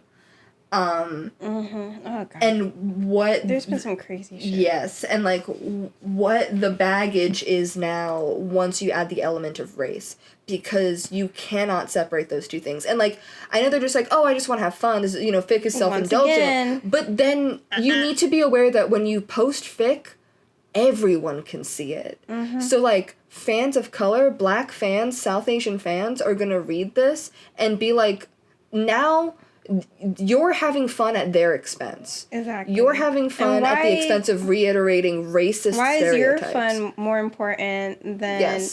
just my basic comfort? Like, damn, I'm not asking you to write a fic for me that, serves every single, like, thing that I want to see. Yeah. I'm just asking you not to be fucking racist. Yeah, it's like, can we not, like, rehash, like, honestly, like, vintage racism? Like, mid-century racist tropes. We are in a time right now where fascism is like on the rise. It is here. It is in the White House. Like, you have to be super fucking mindful. Yeah. Like, sorry about your fucking fun, but why is your fun racist? Yeah. And it's like, we have to think critically about how we're engaging with stuff. We have to think critically about the ideas we're putting out and what we're even subconsciously internalizing about people. I don't even go into the tags anymore because it's literally so scary. I go into the Louis tag and I'm like, this is all terrifying. It's rather terrifying or just bad. We're not gonna get into it here, but like I'm just like I'm literally scared to like look through because I'm like it's gonna be something that's gonna really make me like genuinely it's gonna ruin your week, ruin my whole week. And like the thing is, like, people want fanfic to be taken seriously, but then when you try and hold people accountable for what they put out, it's just for fun. Yeah. So it's like, which one is it? You have to stand behind it. Either fanfic is important, either fanfic is a valid art form, and if it's a valid art form, that means it's subject to critique. And that means, once again, it's political. Once again, it's political. Yeah. I'm being scolded because I'm being quiet. No, you're being scolded because you're talking quietly and facing away from the microphone when you do it. Because in my head, I'm still on a video and I'm like... And also, you think you're just talking to me, but you're talking to the people. Hello, people. Howdy. Yeah. How do you do? And, like... I guess, like... To do the world's messiest segue, I guess, like, in writing about people... We're gonna talk about, like, something that was crazy, and I guess this is leaning away from fandom, but I do think it is, like, it has impacted how important fandom sees certain characters. The way that Assad got erased from the season 2 press at Comic-Con, replaced with Santiago and a lot of the promo materials. Well, even as you're going into this, I'm saying it actually is very much directly related. Yeah, because, again, the marketing, we've seen how... The post-fandoms, the first season survey. Yeah, oh, yeah. Remember? Oh my god, that was crazy. Where it was like, what do you feel about these characters? And then the default answer had, like, Armand is, like, -1 million. And they said, when they asked, like, what were you excited to see...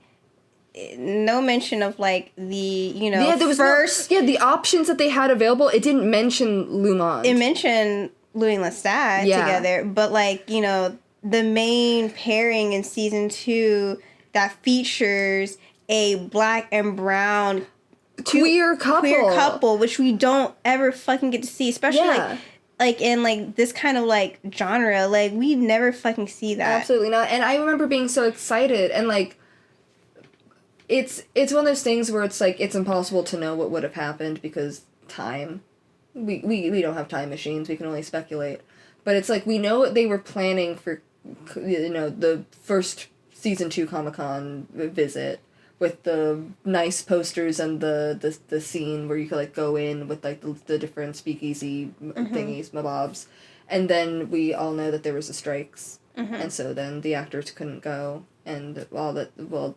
the way they couldn't go, that makes it sound like, man, they were in timeout. They were doing something very important. Yeah. Which was standing up for the rights of the Screen Actors Guild. But I remember being so pumped about seeing that giant Lumond poster. And I was like, when have we ever seen a huge poster for, like front and center, a couple of interracial, but between 2 people of color, with a queer relationship? Like, it was monumental. I remember being like, this is insane. And then it felt like when they came back afterwards, it was like, who the fuck is Armand? Almond. They looked at him. We love all our vampires equally.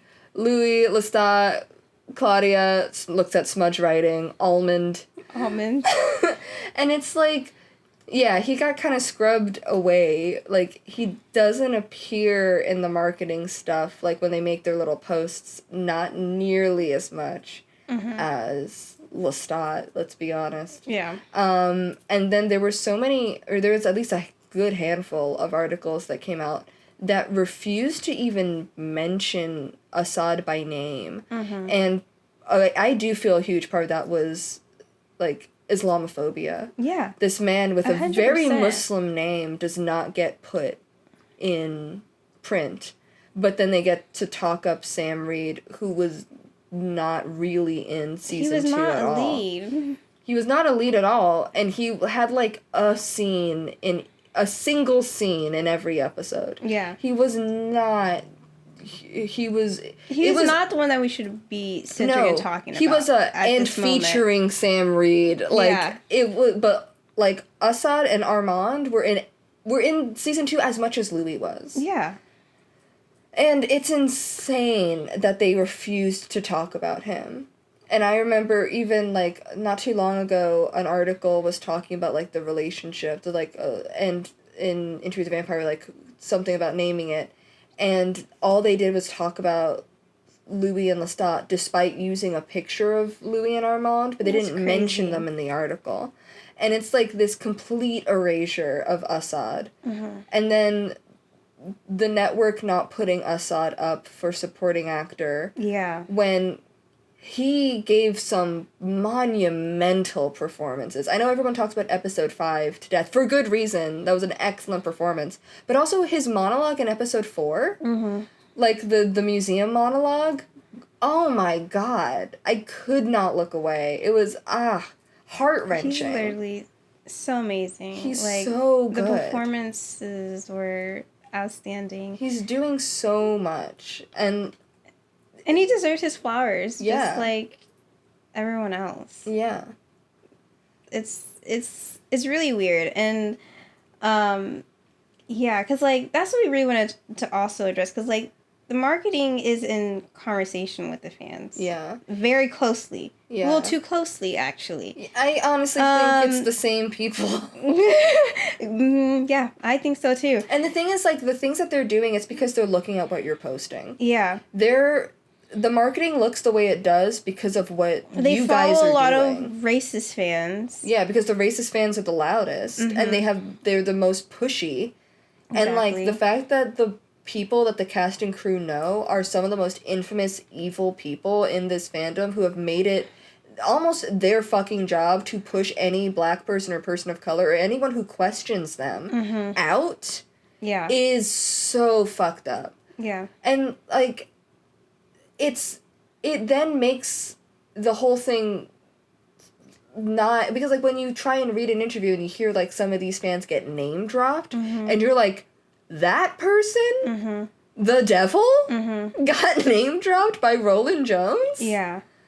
It's so, like, disheartening, because it's just, like, who are they, this is who they hear. And then seeing how they shifted because, like, the podcast honestly is for the fans. Yeah. So, like, seeing the shift between what they did with this podcast, like, having the podcast having in season 1. Black woman who had, like, these people like Tarana Reeve do. Yes. Like, in conversation with what's with the material from, like, the show was really so interesting and had a lot of, like, very, like, fruitful, interesting conversations to come out of it. And then shifting it to having a white woman suddenly talk about season 2. But then also, like, the way that Autumn, I'm just saying it, you know who it is, if we're saying, like, the second thing with the fan, whatever. The way that Autumn talks about the show is very different from the way that Naomi did, because Naomi was very upfront about bringing up race. And, like, I remember when she did, like, the Sam interview, and she was just, like, straight up, like, do you think that Lestat thinks he's above race? Yeah. And Sam having to answer that question, and then bringing it up with, like, Jacob. Yeah. And it feels like we should. And then bringing it up with Bailey, and then her conversation with, Kayleen Coleman, who plays, Grace, and being like, do you think Claudia would have benefited from having this relationship with another black woman, and, like, having these important conversations? And wouldn't that have been awesome if we had those conversations in regards to season 2? Yeah, I would have loved to have heard Naomi talk about, like, you know, talk to Delaney about, like, episode 7. Talking about in episode 1, the way that they're, like, Louis and Claudia have to go through this situation being ostracized not even because they're vampires, simply because they're black. Mm-hmm. Like, that was a huge part of that episode, and it didn't get brought up. Yeah. Really, at all. Yeah. And I Race think... doesn't get brought up. Yes. When Autumn is doing the talking. And it's considering how important it is to the narrative. And I think that's important to talk about, because we even see, like, there's even a shift in the writers' room where we don't see as many, like, black writers in the room in season 2. And I'm just like, why... This shift is also very, like, reflective of the fandom. And all these people are interacting. Like, we see the writers' room following a lot of the, like, weird fans as well. The marketing's following a lot of these weird fans. And all these people are in, like... There's not, like, actual conversation, but, like... It's in conversation, and like, yeah, you get what I'm saying. These things are in conversation. Yeah, these things are in conversation with each other, and so I'm like, it really feels like after season 1, we're no longer we got like the black fans in, but now we're no longer talking to y'all anymore. Yeah. And it was super reflective in the marketing. And not just black fans, but also, like, because, you know, we also have Assad and Armand and them, like, leaving him out of the marketing as well. It's like, it's starting to feel like it's a white club only now. And, like, it would have been such, to me, because, like, let's be so for real. Interview with the Vampire isn't going to win any of these awards they're putting them up for. Let's be honest with ourselves. They have everything against them when they go up. Jacob deserted. Fuck you. But do you know how, like, impactful it would have been, in my opinion, for them to have put forward Jacob and Assad and Delaney as, like, these are the people we're platforming, instead of being, like, craven about it and being like, we're gonna go for the easy win by throwing Sam Reed, who's a, you know, critic's darling, or Eric Bogosian, a veteran of the industry. Like, putting Eric Bogosian up is, like, their idea of doing an easy win, just because Eric Bogosian is loved by the industry. He's a character actor who has a long career. Yeah. Yeah. Sorry. But, like, if they had been like, no, we really want to showcase our highlights, our stars, our people who really made this season what it is. With Jacob, spectacular Delaney, performances. Yeah. Like, come on, can we fucking give them their flowers? Yeah, because even though I'm like, even if they didn't get nominated, even if they did get nominated but didn't win, it would have been such a good message to their fan base of, like, these are the people we think made the season. These are the people we think are awards worthy. And it's like, and I hate that when we have this conversation, people feel the need to coddle the white people. Oh, this is another thing. Yes. Talking about, because they're like, another thing in this fandom. Of course, Sam Reed's a great actor, but we think that it would be great. We're not fucking talking about him. We're talking about the racism. We don't have to bring up. We don't have to be like, step on, like, you know, make sure we're not stepping on toes. I'm like, I'm so sorry. Like, I do think he's fine, but I just want to, no. Can we just talk about the fucking racism, please? Yeah, the fact that by putting him forward, even though he was not really in the season as much, like, if they put him forward for season 1, that makes sense. Because he's a very prominent, he's there. He's a lead alongside Louis in season 1. Yeah, and then with this... Louis the lead, but Louis the lead, but, like, Lestat's there a lot. Yeah. He's doing a lot there. Yeah. Whereas the idea of Lestat is doing a lot, but I would say narratively, Armand is from moment 1. We have Louis gives the first line of the episode, and then Armand gives, like, the second. He comes right in. Yeah. Giving his stupid fucking joke with the ill-timed European holiday. Shut the fuck up. Shut the fuck up, Armand. You're not funny. You're only funny when you're not trying to be. I love him dearly. He's annoying as fuck. He's so annoying. I love him. But, yeah, so, like, he's right there, and he's... See the difference, y'all? See how we, like, can talk shit about our faves? Yeah. You see how that happens? He's so fucking That's annoying. So crazy. Imagine. Yeah. It's anyways. Like, he's right there, and he's, like, meeting Jacob blow for blow. Like, oh my god. Whenever they're in a scene, whether it's a romance scene or an argument, it's crazy the Yeah. way that they play off of each other. And then also their scenes on their own are so fucking good. Yeah. And, like, same with Delaney this season, to Yes. Oh my highlight God. her. Because her scenes with Jacob, honestly, I feel weird being like, this is my favorite scene of hers because she doesn't talk, but honestly, the scene that made me fucking lose it is in the first episode. Oh yeah, her where she face, doesn't her expression. say You anything, can but feel you everything. feel it. You feel everything she's feeling, and she's feeling so many, and you can feel the subtle shift between her emotions, and even when she's holding two different emotions at the same time, like when Louis does the "If we were the only vampires on Earth, that would be enough," and you can Like, feel her both being hopeful, but also like wary. Yeah. And she doesn't say anything. She's so Delaney, good. you deserve everything. Delaney, you deserve everything. Everything. Yeah, and so, like, I really think it would have been such a great gesture, at the very least, to have been like, we're standing behind our actors of color, especially right now, especially in this political moment. We are pushing them forward. We are showing our appreciation for them. Like, these are the people we wanted to champion them this season. This was their season, and now we're showcasing them. Yeah. But the network doesn't believe in them, if we're being so for real. They chose the people that they thought they could get wins with, and not the people that they should have really been highlighting. And it's so disappointing. And I'm like genuinely heartbroken, honestly, when I think about it, because like these 2 seasons was really like these were like Louis and Claudia's like main this is their moments. time. This book and is then for Armand in season 2 as well, because this is like we're going based off Interview the Vampire, the book, and like the part 2 was heavy like Louis and Armand's like but the in thing Paris, is, like, but like I'm more heartbroken for Jacob and Delaney specifically, because I know Armand's gonna get more stuff. Oh yeah, no, I'm in Oh yeah. No, obviously we already talked about it. Yeah, I'm like, Armand's gonna get more stuff, but I'm like, for this, there's not gonna be another. There's not gonna And even if like they bring Claudia back, like they said they're like wanting to, it's still gonna be to centering Lestat. It's to center Lestat's narrative. It's no longer just like about for Claudia. And I think that's what like hurts the most. Like it literally makes me so upset. Like I don't know. Yeah, and it's one of those things where I'm like, on the one hand, some of my favorite Claudia stuff is in Tale the Body Thief, but also it's to center Lestat's.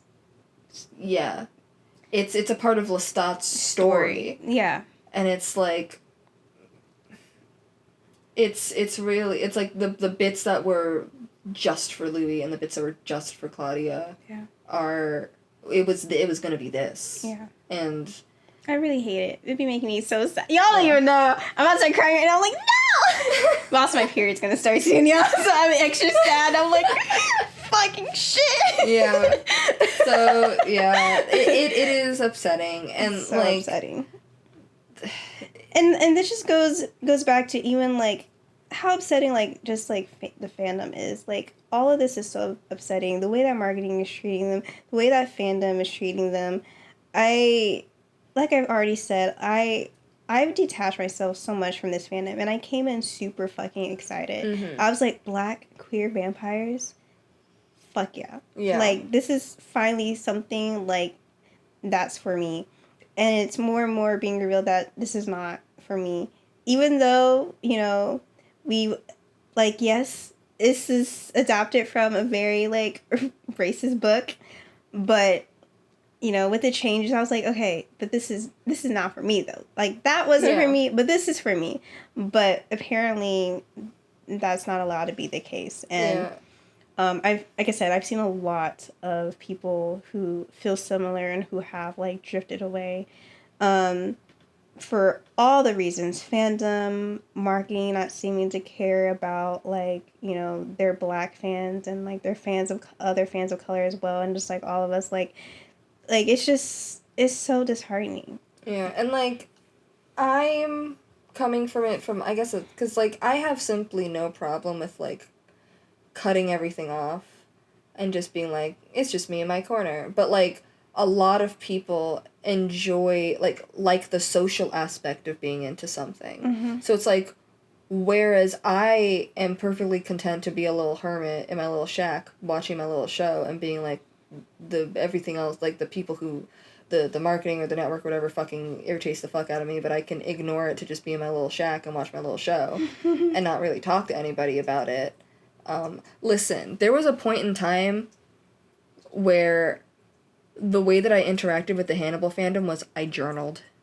Journaled? Are you for real? Yeah, if you look at no one should look at my old diaries, but if one find them. No! If one were to look at my old diaries, there's just journal pages of me just talking about my little the video type voice message I send you in Discord. Mm-hmm. Those would just be little journal entries that I would write about Hannibal because everyone was annoying me at a certain point. Yeah. And so, like, I am perfectly fine with detaching the social element from it. But, like I said, people look to fandom as a way to build community, and when it's this hostile, it makes it so that the community is not for everybody. Only certain people are allowed the privilege of having community. And are allowed to freely talk. Yeah. Because if you say one wrong thing, they're like... Guards. Seize him. I'm like, damn. Yeah. All I said is that your fame was, like, terrible to... Yeah. All I said was...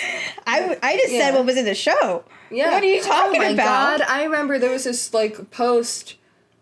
And that was, like, talking about some bullshit. The post-episode 4 of Season 2 discourse made me want to actually die. And I remember having to counter it, and the way I countered it was by relaying the plot points of the show in the order that they happened. Like, that was literally my counter. I was like, well, that's not what happened. That was a beautiful exercise in creative writing. However, here's what happened. And it was literally, like, me just being like, this moment happened, and then this moment happened, and then this moment happened, and then the episode ended. And it's just, like, the fact that it's having to rehash literal canon plot points to get around people's delusional headcanons in order to either paint Louis a certain way, or paint Armand a certain way, or recenter Lestat, or do whatever when he's not relevant to the situation, or do this, that, and the other. And it's just, like, the exhausting part is just having to constantly, like, kindergarten teacher be like, well, did that actually happen? Let's look at what happened. Yeah. It's so exhausting. Extremely. And it's, like... we just keep having the same conversation over and over again instead of being able to have new conversations. Oh, yeah. And what's, and then the way that people treat Louis means that people can't actually have complex conversations about Louis, because the minute you even suggest that Louis may have a single flaw... he is the most evil man in the world! Oh my God, I remember I made a post... I'm like, whoa, well, I mean, like, I was just, talking about, like, one of his flaws, but you just made him to the arch villain of the universe. I'm like, damn. Yeah. Well, that's why like, and he burned down my crops and salted the field. And I'm like, what happened?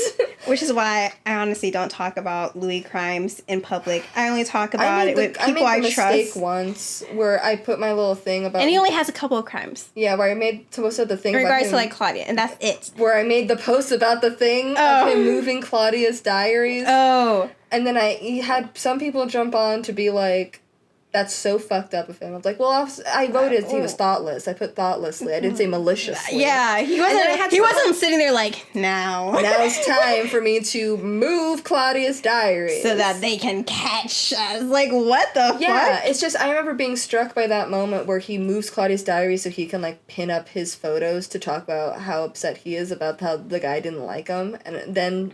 him moving those diaries, it's exactly where Santiago finds them. Mm-hmm. Because that moment happened in the same day that he went to the museum, happened in the same day that Claudia hung out with Madeline, and they broke in. And I remember when I realized that was one long night, I was like, Jesus. But yeah, but then I remember I had a couple of people jump in and be like, and he's evil for that. And I was like, I didn't say that. And if you read my tags, you would see that I said it was unconscious. Mm-hmm. And then this one person who decided to write a dissertation about how actually, it's not on Louis' part. That was Claudia being fucking stupid because she shouldn't have even kept the diaries in the first place. And I'm like, that's not Claudia's fault for wanting to keep a diary. Jeez, see, this is what I'm saying. The jumps y'all will make with, like, the black characters are the jumps that you will not allow with Lestat, which aren't jumps. They're usually... It's usually just people... talk about what actually happened. Because important things about Lestat, he's dumb as fuck. Dumb as fuck. And evil.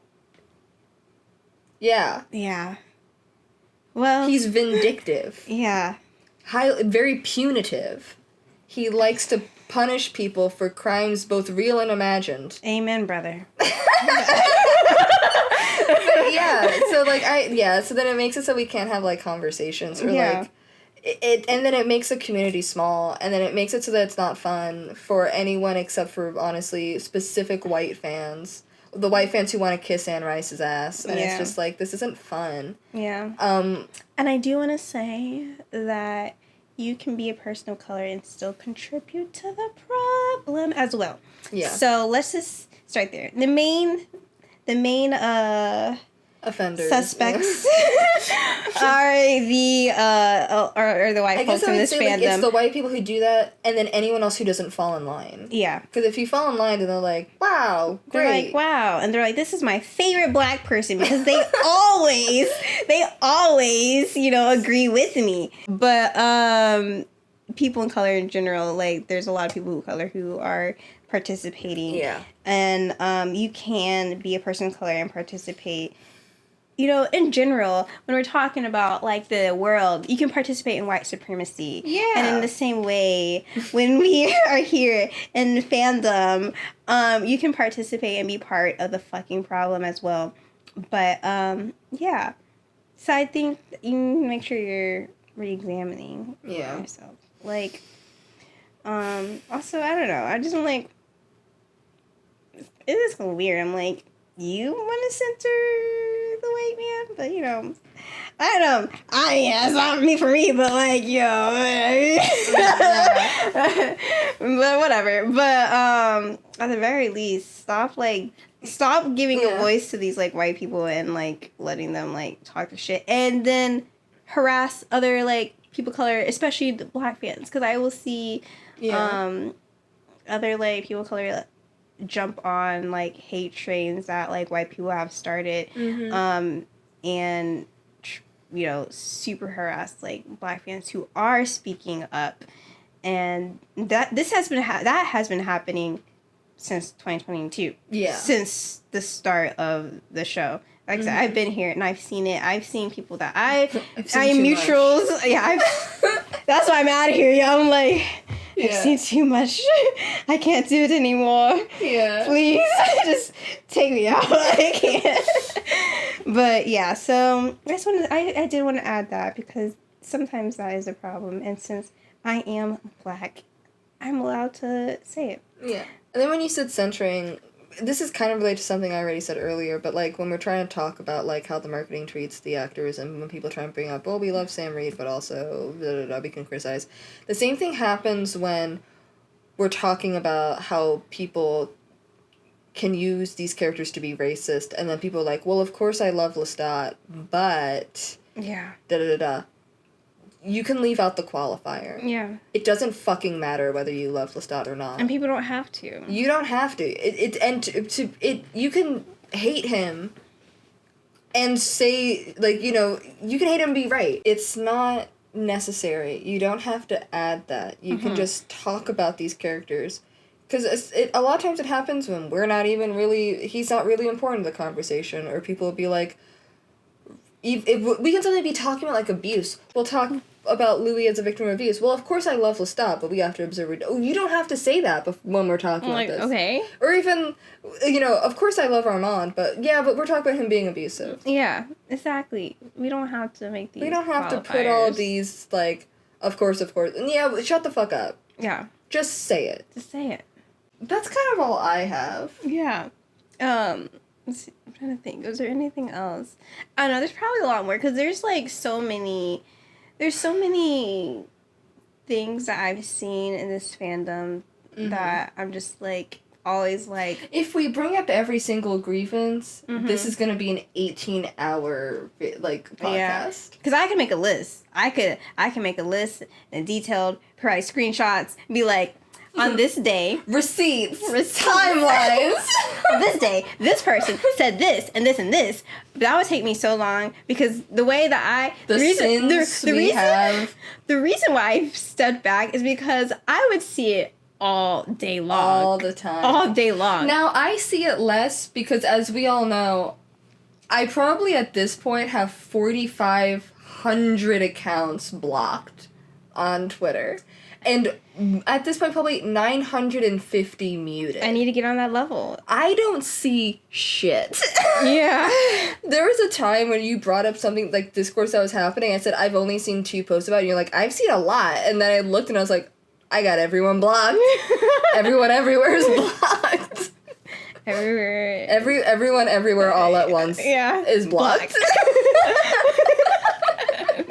But yeah, so, but the fact of the matter, like, the fact that I have to have that many people blocked and able to have a, honestly, okay fandom experience, because it's not even great. I know. It's just okay. Yeah.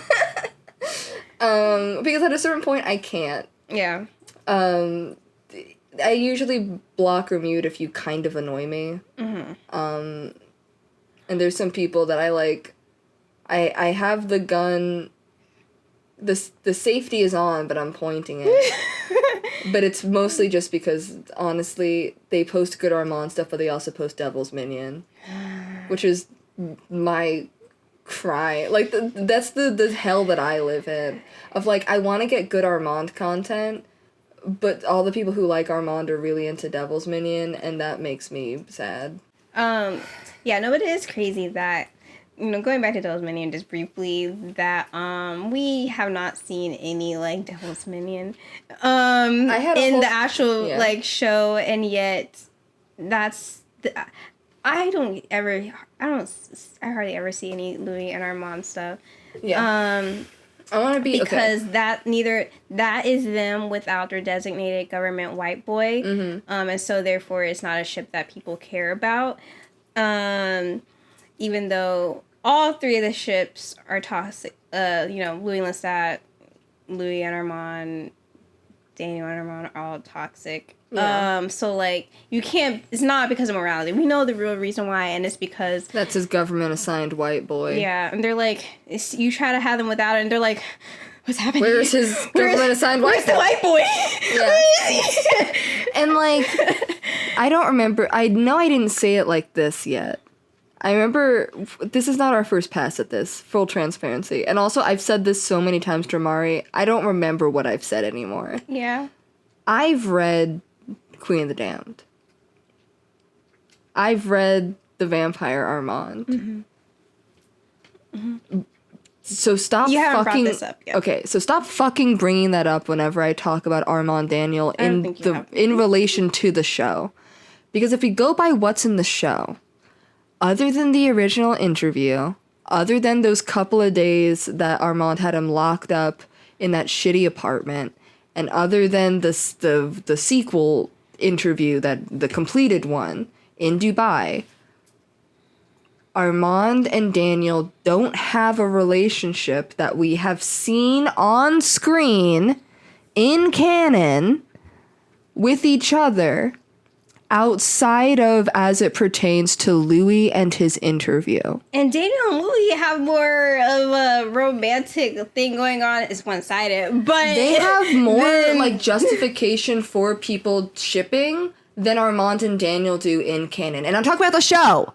And you can make content for it. Yeah. It doesn't matter. I think it's just, for me, like... And to be honest, I was perfectly fine with, like... the pairing. Same. At the start, like, even when I was, like, you know, messing around and, you know, with my Lumon, sometimes I would allow Daniel to be part of it sometimes, you know, because I was fine with it. I think my problem was that people got really racist. People are so preoccupied with, like, centering a white man in everything that we have these two really interesting characters who you know, like we said already, like we don't really get to see like black and brown characters like be in relationships with each other, or they're both so fleshed out and interesting. Yeah, we don't get to see that. And I think that the fact that you are so quick to quickly, like, okay, well, we're done with this, like, jump to Daniel and Armand. Honestly, so Lumond weird. had far more longevity than Devil's Minion, but there's far less content for Lumond than there is Devil's Minion, a relationship that doesn't exist in the show yet. Yeah, which is why it's extremely weird to me. And I'm like, okay. And I know that's also partially because why it's, like, rooted in, like, people, the book fans who have, like, decided to, you know, be annoying. It's also rooted in, because a lot of people who also ship it are Louis and Lestat fans, which, oh my God, which is fine, but the way that y'all treat that Louis is not allowed to have more than, like, one person he loved, like he's basically owned by Lestat. Yeah. It's crazy. It's crazy. Yeah. Like, Lestat can have, like, Nikki, and he can have Louis, he can have whoever else he wants, but Louis is only allowed to be with Lestat. Any other relationship is not valid. Yeah. And, like, yeah, it does... Which is racist! It does go into people ship, get really, like you're saying, get really into Devil's Minion, because it gets Armand out of the way for them to just focus on Lestat. Yeah. Because they're like, this is the Lestat love story show. And I'm like, it's not really. It's, at least the first 2 seasons to me aren't the Lestat love story show. It's more about, like, this is a significant relationship in my life that has shaped the way I go about the world. And it was, and that's, like... Negative, but, like, you know, it was, like, that was, like, the first time, you know, he felt seen, he felt seen. We'll get into that later, but, like, you know, like, I understand that, but, I think it's interesting that people don't, it really feels like ownership, like, Louis belongs to Lestat. Lestat only. How dare he, you know, be with anyone else? Because you guys also don't really see Louis as, like, his own character either. Yeah, like we were saying earlier. Like just like with Claudia, a lot of people treat him as just like an accessory to Lestat. The way that people are so quick to be like rockstar Lestat, and Louis just a little rockstar girlfriend, which, like, Louis would not like that music. Louis is a snob. Louis didn't like Armand's plays. He's not gonna like Lestat's shitty music. Let's be so He only came real. to the plays for Claudia. Yeah, he didn't even come to the plays when it was just Armand either. He didn't come for Armand. Like, and that was his... And then even when he would go to the plays, he would read his book until it was her show. Exactly. And then he would watch it, and then he'd read his book again. You think he's gonna be up there, like, cheering for Lestat? To Longface? Oh, lordy. Let's be so fucking for real. Yeah. But yeah, like, I don't know. People do not want to let these characters of color, one, have, like, their own autonomy. Yeah. And be, like, fully realized characters on their own. And they definitely do not want to allow it if it means that they can't center their favorite white man. Mm-hmm. And that's with all 3 of those characters. With Claudia, in regards to, like, her being Les' daughter, with Louis, and with Armand. So, yeah. I don't know. We were about to, like, close out. Yeah, but I think this brings us back anyway. We were gonna close out, and then it was like, wait a second, but now we're back at a good closing point, which is, like, people don't really want to see these characters outside of, honestly, the white fave, which is Lestat. Yeah. And it's, like... I don't know. Yeah. It's annoying, but, I said this when we originally recorded this, but I want to say it again. I talked about this before, but I was like, maybe, I've been wanting for a long time, for months, honestly. Actually, at the start of when we started doing this, for, like, 2 Goths and a Coffin, I was like, I really want to do, like, a poll, to kind of capture the experience of, like, the Black fans in this fandom, do, like, a bit of a survey, similar to what Honor a Will fan in the Baldur's Gate 3. Pride of the Coast on Twitter. Yes, Pride of the Coast, or something like that, right? Huh? Is that what it is? That's their handle. Pride of Coast? Pride of the Coast. Pride of the Coast, that makes sense. Which is a Will line. He calls himself, or he says Pride of the Gate. Yes. Wait, Pride of the Coast. Okay, yeah, so, like, very similar to what he did, and, I want to kind of replicate that in a way, but, like, for Interview the Vampire fandom, to really kind of, like, I see the racism all the time in real time, but just, like, one, to give a space for people to, like, you know, let us know, like, what they've seen or whatever. We shouldn't have to prove anything, and it's not about proving something. I just want to be able to be, like, really look at this. Like, why are so many of us having a similar experience like this, and, like, we just keep having to repeat this shit. So I would, if you're interested and think that this is something that you would like to see still, I might still do it. So let me know. But yeah, I guess that's really it. We've talked a lot. We talked, I think, more than last time. Or maybe it's just because we've had a lot of cut out. Yeah, and we've had a lot of interruptions. We had a lot with of my cat. interruptions. My cat was just. She was, well, we streamed today, and then we did this, and I think she's like, shut the fuck up. I know, she's tired of us. Yeah, hearing us talk. Yeah. And not pay attention to her. I know, she's like, what the fuck is this shit? Yeah. But, yeah, so, like, I don't know, I guess basically, my wish is that, I don't know, if you're listening to this, like, be more fucking mindful. Yeah. Like, damn, like, just... It's not just, like, you can have fun while not being fucking racist and, like, being considerate at the very fucking least. And I don't know, if marketing gets wind of this somehow, it'd be nice if y'all would also just, like... Yeah. Be mindful of... Weird Claudia jokes aren't funny for your marketing. Okay, like... No, they aren't. Like, it's not funny. So, I don't know. If you want to talk to a Black fan, you know, I will talk to y'all. But for real, like, I don't know. I would like to see some changes in the fandom, in the marketing, like, all of it. I know that we're getting into season 3, and the main narrator is about to change. It's about to shift. Yeah. But Louis still going to be there. Armand's still going to be there. Yes. And we hope to still see Claudia there. Yes. I don't know what capacity, if we're going to see her as in, like, the hope is, but, like... I mean, when we do, it's canon that Armand both sees ghosts and was haunted by Claudia. So let's go. Because she said if there's not an afterlife, she'll still find a way to kill all those bitches. Exactly. So. As she should. Yeah. So, yeah, like, the characters are still here, so, like, I don't know.